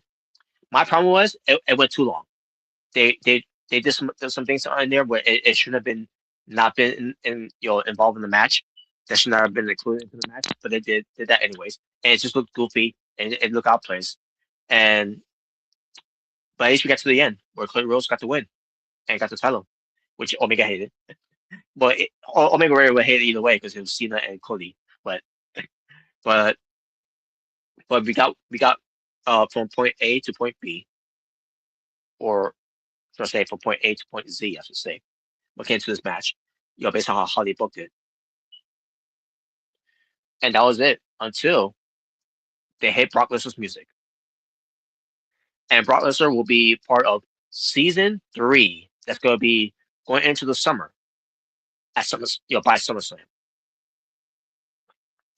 So Unreal Season 3 will continue with Brock Lesnar, with the whole allegations of and why he's back, and why he was clear from all of it. I guess we'll get more confirmation of that when we get to it. Which is why I think that's why Triple H didn't already address it, or it must have already addressed it, the whole thing when it came to Brock Lesnar and why he's back. I guess we won't know until we get to season 3, which that's gonna be something that they got to really deliver with us with season 3, because the last 2 seasons they give us for Unreal has been boring as shit. So yeah, we're going to see what happens for Brock Lesnar when it comes to season 3 of Unreal, on why he's back. And there was no Karrion Kross mentioned on the show here, even though there was just one thing in the show when it comes to Scarlett and Karrion Kross from the background. I can't remember which episode it was that showcased it, but either way, I'm pretty sure it was during the second episode or maybe the third episode when it came to it. But either way, it doesn't matter. What matters is that there was no mention of Karrion Kross or Scarlett on this show when it comes to leading up to SummerSlam, and I doubt they're gonna mention them for season 3 on Unreal as well when it comes to that whole thing. They might not. To be honest with you, I don't give a shit, because at the end of the day, what it just tells us here is that, and no, when it comes to showing Scarlett and Karrion Kross in the background for one of those episodes they did for a second season of Unreal, that doesn't not mean that's one of Triple H's Easter egg when it comes to a potential return of Scarlett and Karrion Kross. No, it's not. It's not that at all. They're gone. They're not coming back because they're stupid to let them walk, because they didn't give them the right booking. They didn't give them what they want. They didn't want them to be focused a lot more. They didn't want Scarlett to wrestle that much. They didn't want Karrion Kross to wrestle that much either, especially when they didn't want to feature him that much on TV. They didn't give a shit. They didn't give a shit about pushing these guys, because wherever they did wrong is why they get the position that they were at that they and that they deserve. Scarlett should have been wrestling a lot more. Karrion Kross should have been featured a lot more. But we didn't get that, because they decided for whatever reason that they're not good enough anymore. That they use their useful of them, and that's not right. So their loss is the wrestling promotions from outside of WWE is their game, and what they're doing in the indie scenes is doing way more better and making way more money and being used a lot more than WWE has ever used them, of the second run in WWE.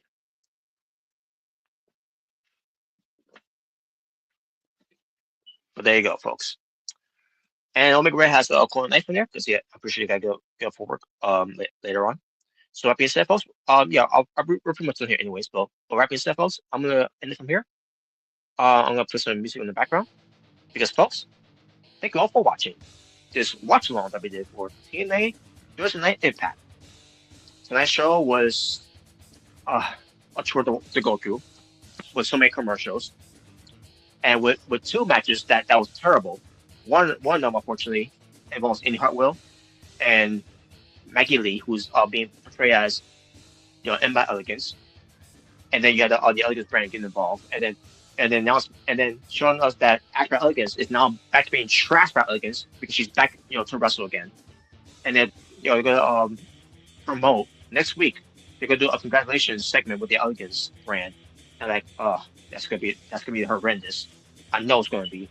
You have to take my word for it. You've seen how the segments has been going on with the Elegance brand. Is not good. It's all garbage. The worst thing they could ever do. I feel bad for Maggie Lee, and I feel bad for Heather Reckless being involved with this shit. I don't feel bad for the other 3, because those 3 deserve, Mr. Elegance, the personal concierge, and Trap Elegance. They all deserve, to be in these type of trash segments, because they're all 3 are fucking trash. But anyways, and the Feast of Fire was stupid as well. The Feast of Fire I hated, obviously, but nevertheless, the Feast of Fire is one of these movies, because they add more rules into the match, which they've done it before. When it comes to adding the rules, new rules into the match of the Feast of Fire. And I knew this could be one of the worst things, but one thing possible I can say is Trey Miguel is back in pro wrestling, back in TNA wrestling. He's getting the second his third run in TNA wrestling. Because guess what, folks? This ain't his first run. Obviously, this ain't his second run, because this is his third run. Being back with the company of TNA wrestling. His first 2 runs was during Impact Wrestling, and now his third run will include with TNA wrestling. And I'm glad he's back, because fuck. I can't really say much about saying fuck AEW, because it was out of AEW's hands when it comes to Tony Khan. He has the answer to the higher ups, and the higher ups were obviously Time Warner Management. So what being said, fuck Time Warner Management, because whoever behind the scenes of Time Warner Management is still behaving like this after the whole Jade Briscoe debacle, that whole thing, and it's still continuing doing this shit. By not bringing a Trey Miguel into it, then they're the fucking problem of this world that they can't they can't forgive and forget.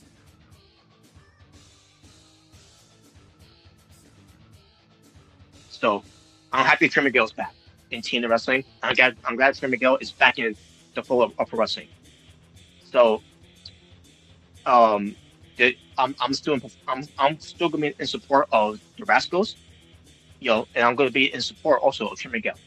So Trey Miguel will be doing his thing in TNA wrestling, and the Rascals will be doing their things in AEW. Doesn't matter if it's on Collision or on Dynamite. Hell, they could do whatever they want on our Ring of Honor. For all here, the Rascals will do their things, and I hope they do.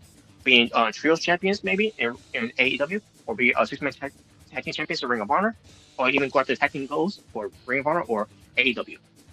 So still support the Rascals in AEW, and also support Trey Miguel doing his thing once again in TNA wrestling. And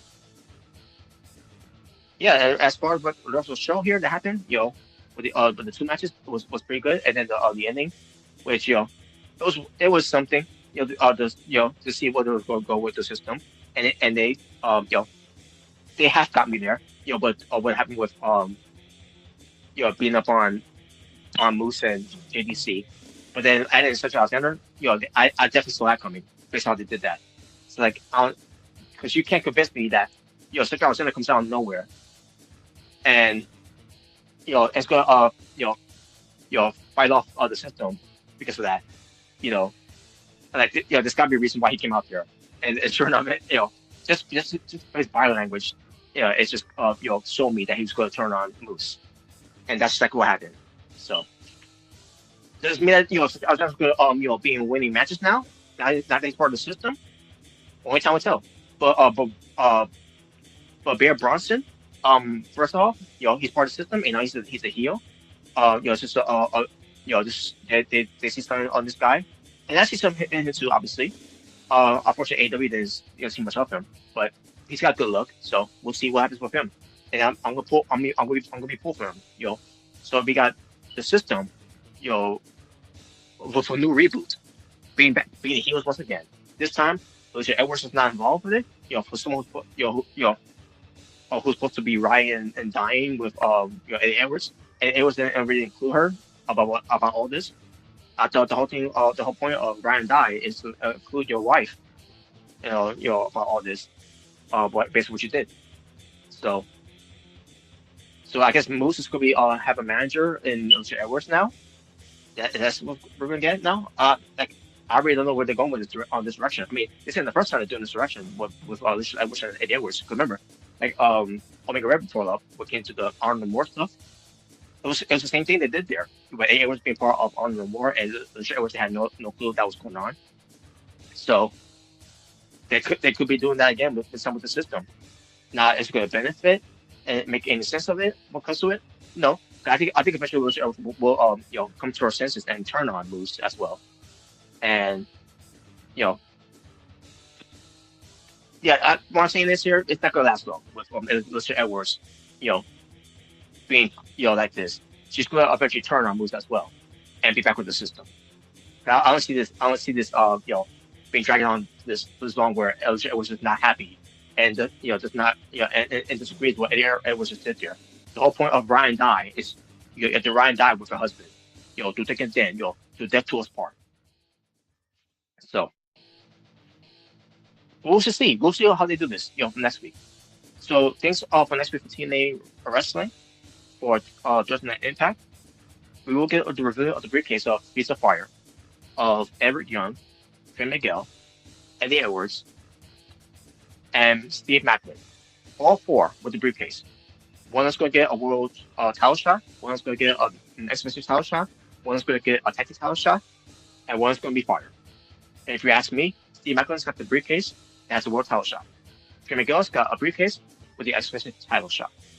Eddie Edwards has got a briefcase with the world tag team title shot, with him choosing Brian Myers, obviously, as partner of the system. And Eric Young, he's got the briefcase of him being fired, because I think he's leaving TNA Wrestling. And I think he's going to go to WWE as a backstage agent. So we shall see. Because there's really not much to do with Eric Young, and on top of that, they really got away from Eric Young on this whole the cleanse is coming. So the whole cleanse is coming thing, that they did with Eric Young for all these weeks has meant nothing. It was a waste of time, and they just dropped it. And I absolutely believe that. I believe that's the end of Eric Young's career in TNA Wrestling. Well, we shall see what happens next week. What comes to it. And Nick Nemeth will face BDE, excuse me.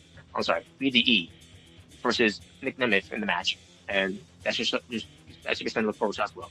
So, with that being said, folks, shout out to Omega Red for being part of the stream with yours truly. I think he would be. I knew Gabriel was going to be, or wasn't going to be, but even though he could have, but I guess he wasn't available. But either way, it was a right show. I mean, I can't really say it's all right that much, really, because I would say it was better than last week, but I'm sorry, it couldn't be better. It could not have been better than last week, which is why I give it this week a 4 out of 10. And I was being generous last week by giving it a 6 out of 10. That's as far as I'll go for that. But hopefully they'll do better next week.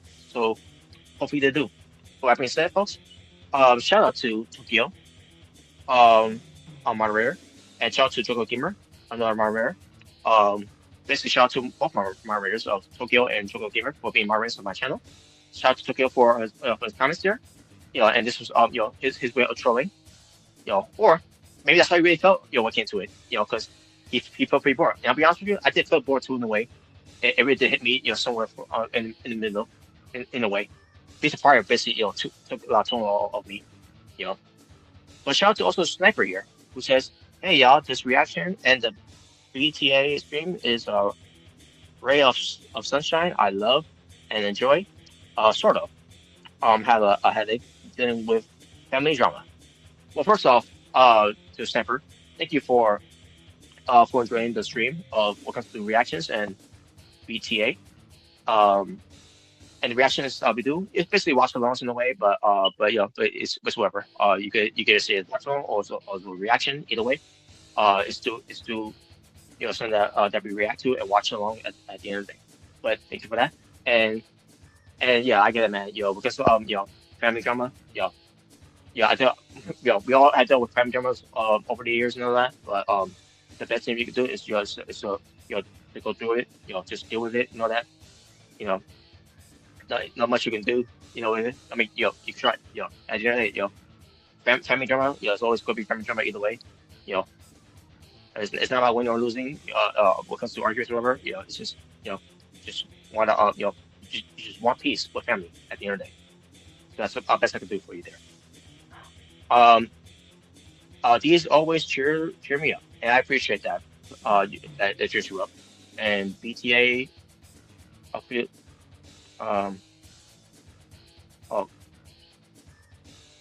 critical rules. Okay. But they can think that as well. Sorry, I'm butchering what you wrote there. That's my fault. But there you go, folks. But yeah, but shout out to Sniper and Tokyo for commenting in the live chat and comments, and also for anyone else that watch, but then comment in the live chat. Thank you for watching either way. And if you watch the show of TNA Impact, basically Thursday Night Impact, if you watched it, I feel sorry for you as well. We're still watching the show because they're not listening to what us, criticizing what they should do better, and they're still not listening to us. But hopefully they do.